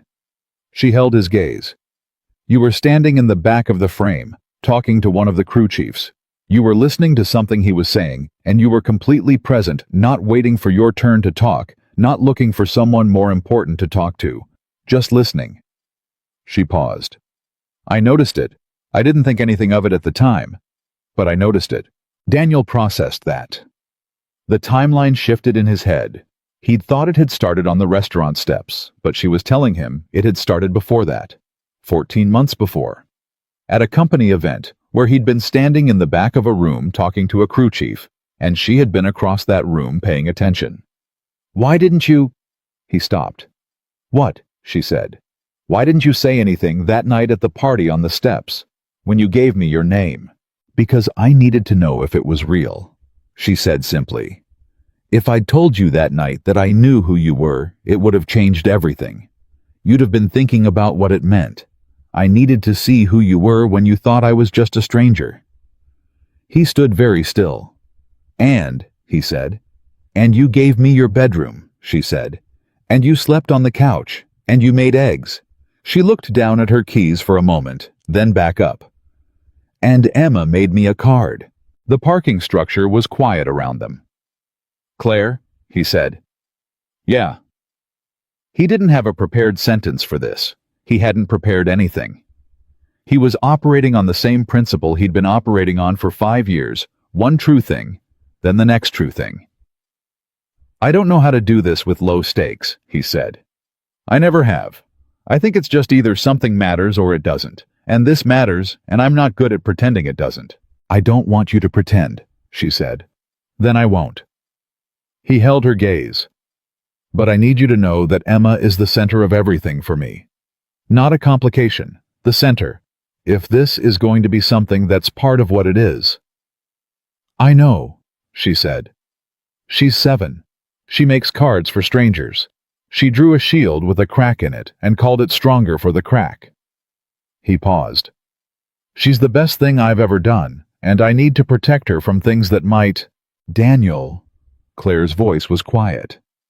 I know what I'm saying yes to. He looked at her. You're saying yes, he said. I'm saying yes, she confirmed. Not a dramatic sentence, Not delivered with music or weight. Just two people in a parking structure on a Tuesday in November saying the true thing, the next true thing, the one that came after all the others. He nodded slowly. Okay, he said. She almost smiled. Just okay. Okay is plenty, he said. Okay means we start. And that was the moment. Not the rain. Not the conference room. Not the archive or the hallways, or the parking structure conversations about London and contaminated soil and things that cost something. This moment. Okay means we start. It was 4:30 on a Tuesday, and Seattle was doing its November thing outside, and they stood there for a moment longer than was strictly necessary, and then Claire said, "I'll see you tomorrow," and walked up the ramp, and Daniel walked down, and they went to their separate cars, and drove in separate directions, and both of them knew that from this moment forward, separate was a temporary condition. He picked up Emma from Mrs. Parrish's at 5:15. Emma took one look at his face. "Something good happened," she said. "How do you know?" "You look the same, but different." She cocked her head. "Like when you fixed the step on the porch and you didn't say anything but you were happy about it for 3 days. He looked at his daughter. "Something good happened," he confirmed. She accepted this with a satisfied nod and went to get her backpack. He stood in Mrs. Parrish's doorway and thought about what it felt like to have something good happen and to have a person who could see it on your face without you saying a word. He thought about how long it had been since he'd had that. Not just with Emma, but with anyone. He thought about Claire standing in his kitchen that morning 6 weeks ago, both hands around a glass of orange juice, looking at his refrigerator like she was trying to understand a language she'd been hearing her whole life but had never been taught. He thought about what it cost to hold a line and what it felt like when the thing you were holding the line for finally arrived. He drove Emma home. He made dinner. He listened to her describe in extraordinary detail the plot of the book she'd finished at school that day, which involved a horse, a hurricane, and a girl who discovered she was braver than she thought. Emma had opinions about each of these elements separately, and also in combination. He washed dishes. He thought about tomorrow. It was 8:15 when his phone rang. He looked at the screen. Robert Whitmore. He set down the dish towel. "Mr. Whitmore," he answered. "Daniel." The use of his first name registered they'd been Mr. Whitmore and Mr. Brooks all morning. "I hope I'm not calling too late." "Not at all." A pause. The particular pause of a man who doesn't often make this kind of call and is finding his way through it. "I spoke with Claire this afternoon." "Okay." "She told me about Pierce's call. What she said to him." Another pause. "She also told me about the parking structure conversation." Daniel waited. "I'm not calling to weigh in on that," Whitmore said. "I said what I said this morning, and I meant it. She's 30 years old, and I'm done making decisions for her." A breath. "I'm calling because she said something that—" He stopped. "She said you told her that Emma is the center. Not a complication. The center." He paused. "I should have said that about Claire 30 years ago. I built things for her instead of with her. There's a difference I didn't understand until too late." Daniel said nothing. This was still not his territory. "I'm telling you this," Whitmore said, "because you're apparently the kind of man who understands things like that. And I want you to know I'm trying to—" Another stop. "I'm trying to understand the difference now." "That's enough," Daniel said. "Starting to understand is enough." A pause. "Your daughter," Whitmore said. "Emma, how old did you say?" 7. "What's she like?" Daniel looked at the ceiling where Emma's room was directly above him. He could hear her moving around up there, the specific weight of a 7-year-old's footstep, which is somehow both light and completely unmistakable. "She makes cards for strangers," he said. "She drew a shield with a crack in it and said the crack made it stronger. She just finished a book about a girl who finds out she's braver than she thought. And she spent 45 minutes at dinner telling me everything that was wrong with the ending." Whitmore made the sound again, the one that wasn't quite a laugh. "What was wrong with the ending?" he asked. "The girl goes back to the town she started from," Daniel said. Emma thinks that's too easy. She thinks the braver thing would have been to stay somewhere new. A silence. She sounds like Claire, Whitmore said very quietly. At 7. Daniel heard that, let it sit. Maybe they'll get along then, he said, simply, without weight. Another silence, and in that silence, he could hear Whitmore deciding something. Yes, Whitmore said finally. Maybe they will. They said goodnight and hung up. Daniel stood in his kitchen for a moment, phone in his hand. Then he went upstairs, knocked on Emma's door, and sat on the edge of her bed while she told him the rest of what was wrong with the book's ending, in comprehensive and convincing detail. He listened to every word. At 9:30, he turned off her light and sat in the hallway for a moment outside her door, in the dark, thinking. He thought about the week that had just happened. Nathan Pierce and security footage, and Gerald Keller and Robert Whitmore's office, and the moment in the parking structure where OK became the beginning of something. He thought about how much of it had been outside his control, and how little that had mattered, because the only thing inside his control had been what it was always inside his control. What he said, what he did, who he was when no one was watching, and who he was when everyone was watching. He'd been the same person both times. That was the whole thing. That was the whole strategy, the entire foundation, the one thing he'd built everything else on. Just be the same. Be the same person when it costs you something as when it doesn't. Be the same person in the rain at 2 in the morning as you are in the boss's office at 8 a.m. Be the same person in the archive room and the parking structure and the kitchen at 11 o'clock at night with a dish towel in your hand. Just be the same. Everything else would either hold or it wouldn't, and there was nothing you could do about the part that was outside your hands. He went downstairs. He looked at the spare room. He thought about a glass of water and 2 Tylenol on a nightstand, placed there for a stranger in the dark. He thought about the beginning of things. He turned off the kitchen light. Outside, for the first time in 3 weeks, it had stopped raining. The street was wet and quiet, and the street lights made it look like something had been washed clean, which was, Daniel thought, as good an image as any for where things stood. Not finished. Not resolved into something neat and final. Just clean. Just clear.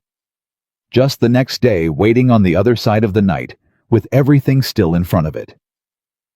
Nathan Pierce checked out of his hotel that night. He did not leave a forwarding contact. He did not contact Westbridge again. He flew back to New York on the 7:45 and told himself the Seattle deal had never made financial sense anyway. He told himself this in the specific way people tell themselves things they need to believe in order to keep moving forward, and by the time the plane crossed into Oregon airspace, he had almost convinced himself it was true. Almost. He thought about Claire's voice on the phone. The specific word she'd used, surveilling. Not watching. Not found. Surveilling. Like she'd seen what it was from the outside and named it precisely and handed it back to him to hold. He thought about what she'd said. About eggs. About a card made of orange construction paper. He looked out the plane window at Oregon passing below, dark and wet and enormous. He didn't understand it. He never would. Some things you can't understand from the position Nathan Pierce had always occupied, looking at the world as a board, reading people as pieces, calculating outcomes as profits and losses. From that position, a man who slept on his own couch so a stranger could have his bedroom made no sense. The calculation didn't work. There was no return on investment. Nathan Pierce would spend a long time after this not understanding it. That was perhaps the most fitting cost. And in Seattle, Daniel Brooks went to sleep in a house that still had Lauren's handwriting on a card in the kitchen junk drawer, and Emma slept upstairs with her flashlight and her books. And somewhere across the city, Claire Whitmore lay in her apartment, with an orange construction paper card on her wall, and thought about the next true thing. Just the next one. Then the one after that. That was enough. That had always been enough. The first Saturday, Claire came to the house she didn't call ahead. Daniel was in the backyard with Emma helping her build something that had started as a birdhouse and evolved through several executive decisions made entirely by Emma into what she was now calling a bird apartment complex. There was a blueprint. Emma had drawn it herself on graph paper with labeled sections and a parking area for birds that Daniel had gently suggested might be unnecessary, and Emma had firmly overruled. He heard the knock at the front door and went around the side of the house to find Claire standing on the porch with both hands in her coat pockets and a look on her face that was somewhere between deliberate calm and barely managed uncertainty. She was not carrying anything. No folder, no tablet, no professional prop of any kind. Just herself in a coat on a Saturday morning. "I should have called," she said. "You should have," he agreed. "Come in." She followed him through the front door. He watched her take in the living room, not the way she'd looked at it the first time, that early morning examination of a place she was trying to orient herself inside. This time, she looked at it the way you look at somewhere you've been thinking about, like she was checking it against a version she'd been carrying. "Emma's in the back," he said. "We're building something." "What are you building?" "A bird apartment complex." Claire looked at him. "It has a parking area," he said, "for birds." Something broke in her face. The carefully managed uncertainty dissolved in one fast, genuine laugh, and it was the same laugh he'd heard in the archive room 6 weeks ago. The real one. "Can I see?" she said. "You'll have to ask the architect." He took her through the kitchen and out the back door. Emma was crouched over the blueprint with a pencil, making a modification that appeared to involve a rooftop deck. She looked up when she heard them come out. She looked at Claire. She stood up. "You came back," Emma said. Claire crouched down to Emma's level. "I got your card," she said. "The one that said come back sometime." Emma studied her with the thorough, unself-conscious assessment of a 7-year-old taking inventory of a new person. "I made another one," she said, "but I didn't know when to give it to you." "You can give it to me now," Claire said. Emma looked at Daniel. He shrugged. She dropped the pencil and went inside at a run. They heard her footsteps on the stairs, the sound of a drawer, footsteps back down, and she came through the back door, holding a piece of yellow construction paper. She handed it to Claire with both hands. Claire took it with both hands. It said in Emma's careful large letters, "Welcome back, Claire." There was a drawing of what was clearly the house. Emma had gotten more specific this time, including the front porch steps, and something that might have been a bird apartment on the roof. Claire looked at the card for a long moment. "Thank you, Emma," she said. Her voice was level, but only barely. "You can stay for lunch if you want," Emma said. "We have the stuff for grilled cheese." "Grilled cheese sounds perfect," Claire said. Emma nodded, satisfied, and picked up her pencil. "You can help with the blueprint," she said. "But I'm the architect. You can be the assistant architect." "I'll take it," Claire said. Daniel stood in the doorway, watching his daughter explain load-bearing wall concepts, which she had absorbed from approximately 3 years of listening to her father talk about work to Claire Whitmore, who had spent 2 years consulting on development projects across Europe, and who was listening with complete and genuine attention, asking questions, not managing the conversation, but actually in it. He went inside and made grilled cheese. He made 3 sandwiches. He cut Emma's diagonally because she had strong feelings about diagonal. He put the plates on the kitchen table and went to the back door and said, "Lunch," and Emma came in immediately because grilled cheese ranked extremely high in her personal hierarchy of priorities. Claire came in after her and washed her hands at the kitchen sink and sat down at the table in the chair Emma pointed to, which was the chair that Daniel usually sat in, but Emma had her own seating logic and it was not worth questioning. They ate lunch. Emma talked about the bird apartment complex. She talked about a book she was reading. She talked about a girl at school named Priya, who was her best friend, and who had a dog named Senator, and she explained the name Senator to Claire in full, which involved a story about Priya's grandfather that took several minutes and had a surprising ending. Claire listened to all of it. She asked follow-up questions. She remembered details from one sentence and connected them to another, the way people do when they're actually paying attention, and not just waiting for their turn. Daniel watched it happen across the lunch table and felt something settle in his chest that he hadn't realized had been unsettled. Not the professional situation, not the Nathan Pierce chapter, those had settled already. Something older than that. Something he hadn't known he was still waiting for. The evidence of it was simple and small. His daughter was eating a grilled cheese sandwich and talking about a dog named Senator.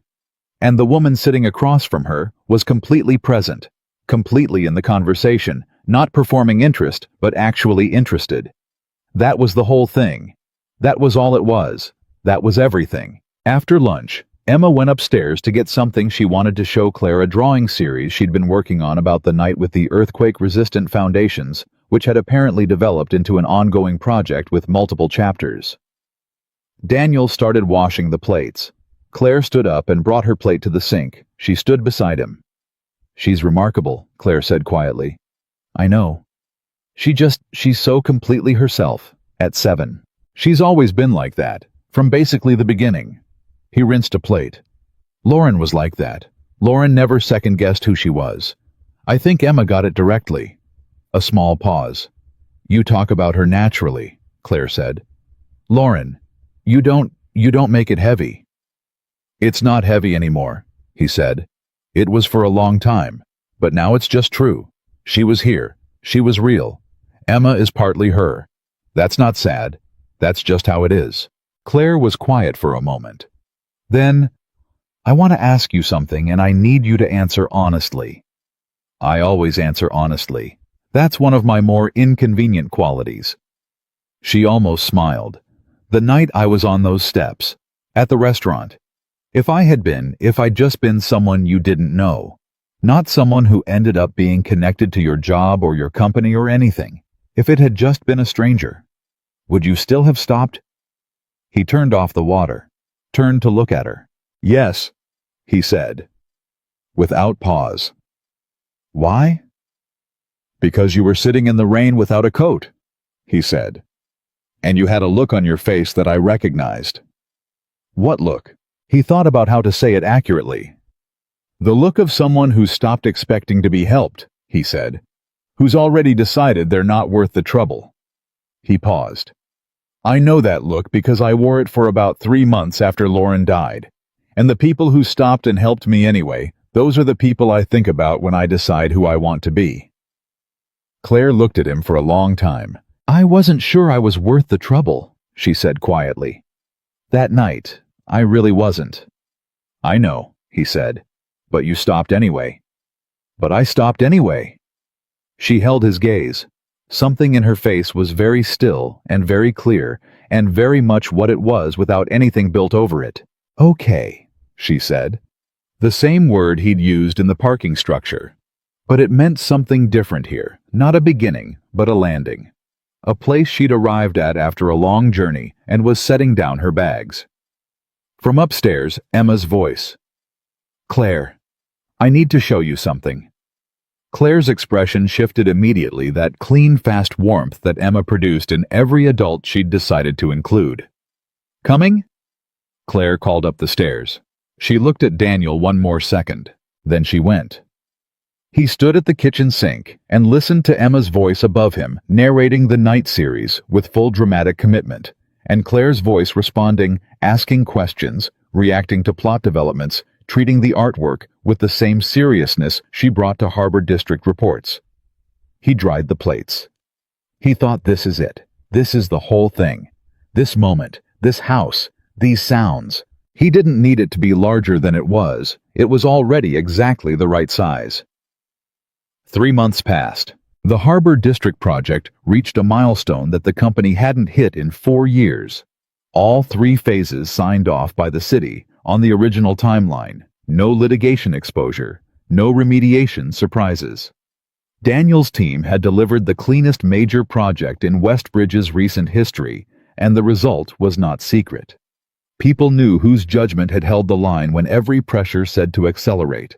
In those 3 months, things changed in specific, quiet ways that don't make for dramatic announcements, but that accumulate into something real. Claire was at Daniel's house most Saturday lunches. This had started as a sometimes thing, and had become without either of them declaring it a consistent thing. Emma had promoted her from assistant architect to co-architect on the Bird apartment complex, which was now complete, and housed 2 separate bird families, which Emma was tracking with a notebook she called the tenant log. Robert Whitmore called Daniel twice in those months. Once about a project question that could have been handled by email but wasn't. Once with no professional pretext at all, just to say that Claire had mentioned Emma had a school performance coming up and he wanted to know how it had gone. They spoke for 11 minutes. It was the most human conversation Daniel had ever had with a man who signed his paychecks. Claire was in the front row of Emma's school winter performance. Daniel was 1 seat to her left. Robert Whitmore, who had not been told he was invited, but had been texted the address by Claire, with no explanation, arrived 4 minutes before it started, and sat 1 row behind them. He did not say much. He watched Emma, who was playing a snowflake in a costume that was primarily made of aluminum foil, with the focused attention of a man doing something he should have done differently a long time ago, and is committed to getting right now. At the end, Emma found them all in the lobby. She looked at Daniel, then Claire, then she stopped. She looked at Robert Whitmore. "Who are you?" she said. "I'm Claire's father," Whitmore said. Emma processed this. "You're the boss," she said. "I'm one of them." Emma looked at Claire. Claire's expression said yes. "This is real. Go ahead." "I made a card for you," Emma said to Whitmore, "but I didn't know you were coming." Whitmore looked at this 7-year-old in aluminum foil and said completely sincerely, "I'll wait for it." Emma nodded like this was a binding contract. "It'll be purple," she told him. "Purple is for important people." Something happened in Robert Whitmore's face that he didn't try to manage. Daniel watched it happen and filed it away in the place where he kept things that mattered. The twist, the one nobody saw coming, not even the people it happened to, arrived on a Thursday morning in February, when Daniel was called into Gerald Keller's office. He sat down across from Keller with the same evenness he'd brought to the same office 7 weeks ago, when the ground had been shaking under everything. The ground wasn't shaking now. Keller folded his hands. "Robert Whitmore wants to create a new position," he said. "Director of Project Integrity. It's a new title, a new role. Oversight on environmental compliance, construction ethics, site assessment standards across all divisions." He paused. "He'd like you to take it." Daniel sat very still. "The Meridian Square flag," Keller said. "The Harbor District. The way you handled the Pierce situation. The way you've handled everything actually over 5 years." He looked at Daniel directly. He said, and I'm quoting him, that he wants someone in that role who does the right thing when nobody's looking. He said you've been doing that since before he knew your name. Daniel was quiet for a moment. "Does Claire know?" he said. Keller paused. "He wanted to tell you first, to make sure you didn't feel like it was connected to her," Daniel said. "Yes." Daniel looked at the desk between them. He thought about 4 years ago, a flag on contaminated ground, $32 million in contract value, and the choice to write the flag anyway. He thought about the Meridian Square site, sitting frozen in litigation right now. He thought about what it costs to hold a line and what it means when the thing you protected turns out to be bigger than you knew. "Tell him yes," Daniel said. Then he thought of something. "Tell him I need to think about it," he said, "for 24 hours. Keller raised an eyebrow. "I have someone I need to talk to first," Daniel said. He drove home. He picked up Emma from school at 3:15. He made her a snack. He sat at the kitchen table while she ate it, and he said, "I have something to tell you, and I need your opinion." Emma put down her apple. This was clearly important. She gave him her full attention. He explained the new job in terms she could understand: more responsibility, different work. A chance to make sure buildings were built safely and honestly. More pressure, more at stake. Emma listened to all of it. "Is it the night stuff?" she said. "Yeah," he said. "It's the night stuff." She thought about it for a full 30 seconds, which in 7-year-old time is a serious deliberation. "Take it," she said. "You sure? Your shield has rebar," she said. "You can handle it." He called Claire that night. She answered on the second ring. "My father told me," she said, before he could say anything. He asked me if I thought you'd take it, and I said I didn't know, and he said he didn't either, which is why he offered it to you, instead of someone he was certain about. What does that mean? It means he wanted someone who would consider it seriously, instead of just saying yes because it was an opportunity. A pause. He wants someone in that role who understands what it costs to say no to the wrong things. Daniel looked at the ceiling. I talked to Emma, he said. What did she say? Take it. Your shield has rebar. Claire was quiet for a moment. Then, she's 7. Best advisor I've got. A real laugh, the good one. Are you going to take it? Yes, he said. I already told Keller yes. But I wanted to talk to you first. Why me? Because you matter, he said, directly, the same way he said everything that was true. Because this changes things. My schedule, my scope, the pressure I'm carrying. That affects more than just me now. So I needed you to know before it was decided. The silence on the line was the kind that's full. Daniel, she said. Yeah. I've known men who never once consulted anyone before making a decision that affected the people around them, she said. My whole life, I've been in rooms with men like that. A pause. Thank you for not being that. Thank you for noticing, he said. It was the most honest exchange they'd had, and they'd had a lot of honest exchanges. Good night, she said. Good night. He hung up. He looked at the kitchen. The refrigerator with Emma's drawings held by alphabet magnets, the grocery list in his own handwriting, the mug that said "World's okayest dad" that Emma had given him for his birthday 2 years ago, which she'd found at a craft fair and selected with total confidence. The spot on the spare room nightstand, visible through the hallway, where a glass of water had sat on a Friday night in November when the city was wet and a stranger needed somewhere safe. He'd done that one thing. And the one thing had opened into all of this, 6 months after the night it began. Daniel Brooks stood at the Harbor District opening ceremony in front of 400 people and felt the particular kind of stillness that comes when you're exactly where you're supposed to be. Not comfortable, it was cold, and the sound system kept cutting in and out, and he'd given Phil the wrong revision of the remarks which Phil had discovered 15 minutes before the event, resulting in a very fast reprint situation. Nothing about it was smooth. But it was real. It was built. It was standing on solid ground, which he had tested personally. Robert Whitmore gave his remarks from the podium. He thanked the teams, the city, the investors. He talked about what the project represented, not just the buildings, but the standard they'd held themselves to, the way they'd chosen the longer timeline over the shortcut, the way integrity had been the operating principle rather than the afterthought. Then he paused. He looked out at the crowd. There's a man on our team, he said, who 4 years ago flagged a contaminated site at significant cost to his own position and asked for no recognition for it. Who 6 months ago held a professional line under personal pressure and emerged with the same character he walked in with. Who built the Harbor District project to a standard that this company will be proud of for a long time. He looked directly at Daniel. Daniel Brooks is the new Director of Project Integrity at Westbridge Construction. That title was created because of him, and what it means is exactly what the name says. The applause was real, and it was loud, and Daniel stood in it with his hands in his pockets and his eyes on the ground for exactly 3 seconds before he looked up, because he was not a man who couldn't accept a moment when it came. He found Emma in the crowd immediately. She was standing with Marcus, who had brought her because Claire was at the podium with her father, and Emma was clapping with the total, uninhibited commitment of a child who has not yet learned to manage her enthusiasm. She caught his eye.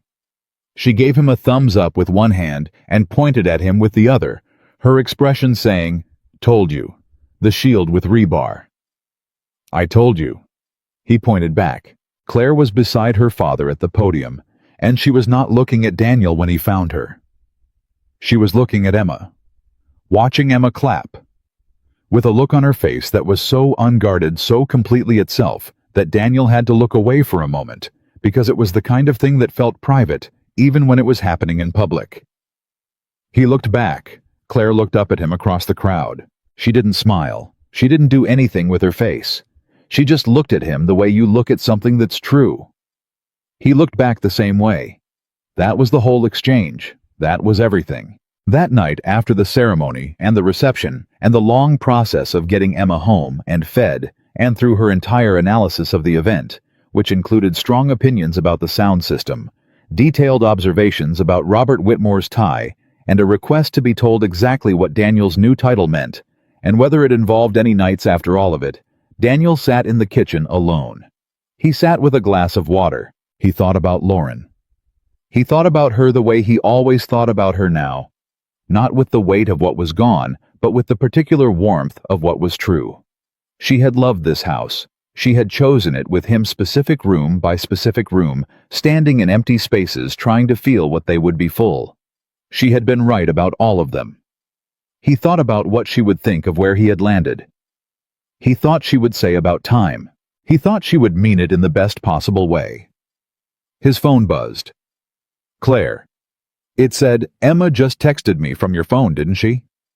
He looked at the phone, looked toward the stairs, looked back at the phone. He typed, I'm going to need to change my passcode. 3 dots. Then, she texted me that you're a good night, and that the Bird apartment complex has a waiting list. He laughed. Alone in the kitchen, genuinely out loud. He typed, she's not wrong on either count. A pause. Then Claire typed, no, she's really not. Another pause. Then Daniel. He typed, yeah. She typed, thank you for the eggs. He sat with that for a moment. He typed, thank you for coming back. He put the phone down. He sat in the kitchen of the house where it had started in the quiet, that was not empty, but full, the quiet of a life that had things in it worth being quiet around. The spare room was through the hallway. The nightstand was there. The small lamp, the spot where the glass had been. The beginning of all of it, in one unremarkable piece of furniture in one ordinary room, in one modest house on a hill in Seattle. He had not changed a single thing in that room. He did not intend to. Some things you don't renovate. Some things you leave exactly as they are, because what happened in them was exactly right, and the room already knows it, and the knowing is enough. Daniel Brooks had spent 5 years building a life after the worst thing, building it the same way he built everything. One solid thing at a time, testing the ground before he put weight on it, holding the line when the line was worth holding. He had not built it for recognition. Not for a title or a promotion or a ceremony with 400 people and a sound system that cut in and out. He had built it because Emma deserved a father who showed her what it looked like to do things right. Because Lauren had deserved to be honored by the way he kept going after she was gone. Because doing the right thing when no one was watching was not a strategy and not a performance and not a calculation. It was just who he was, and who he was had turned out in the end to be exactly enough. More than enough. A 7-year-old who drew shields with rebar had told him so, and she was right, and she had always been right, and she would be right again tomorrow, and that was the whole story. That was all of it. That was enough.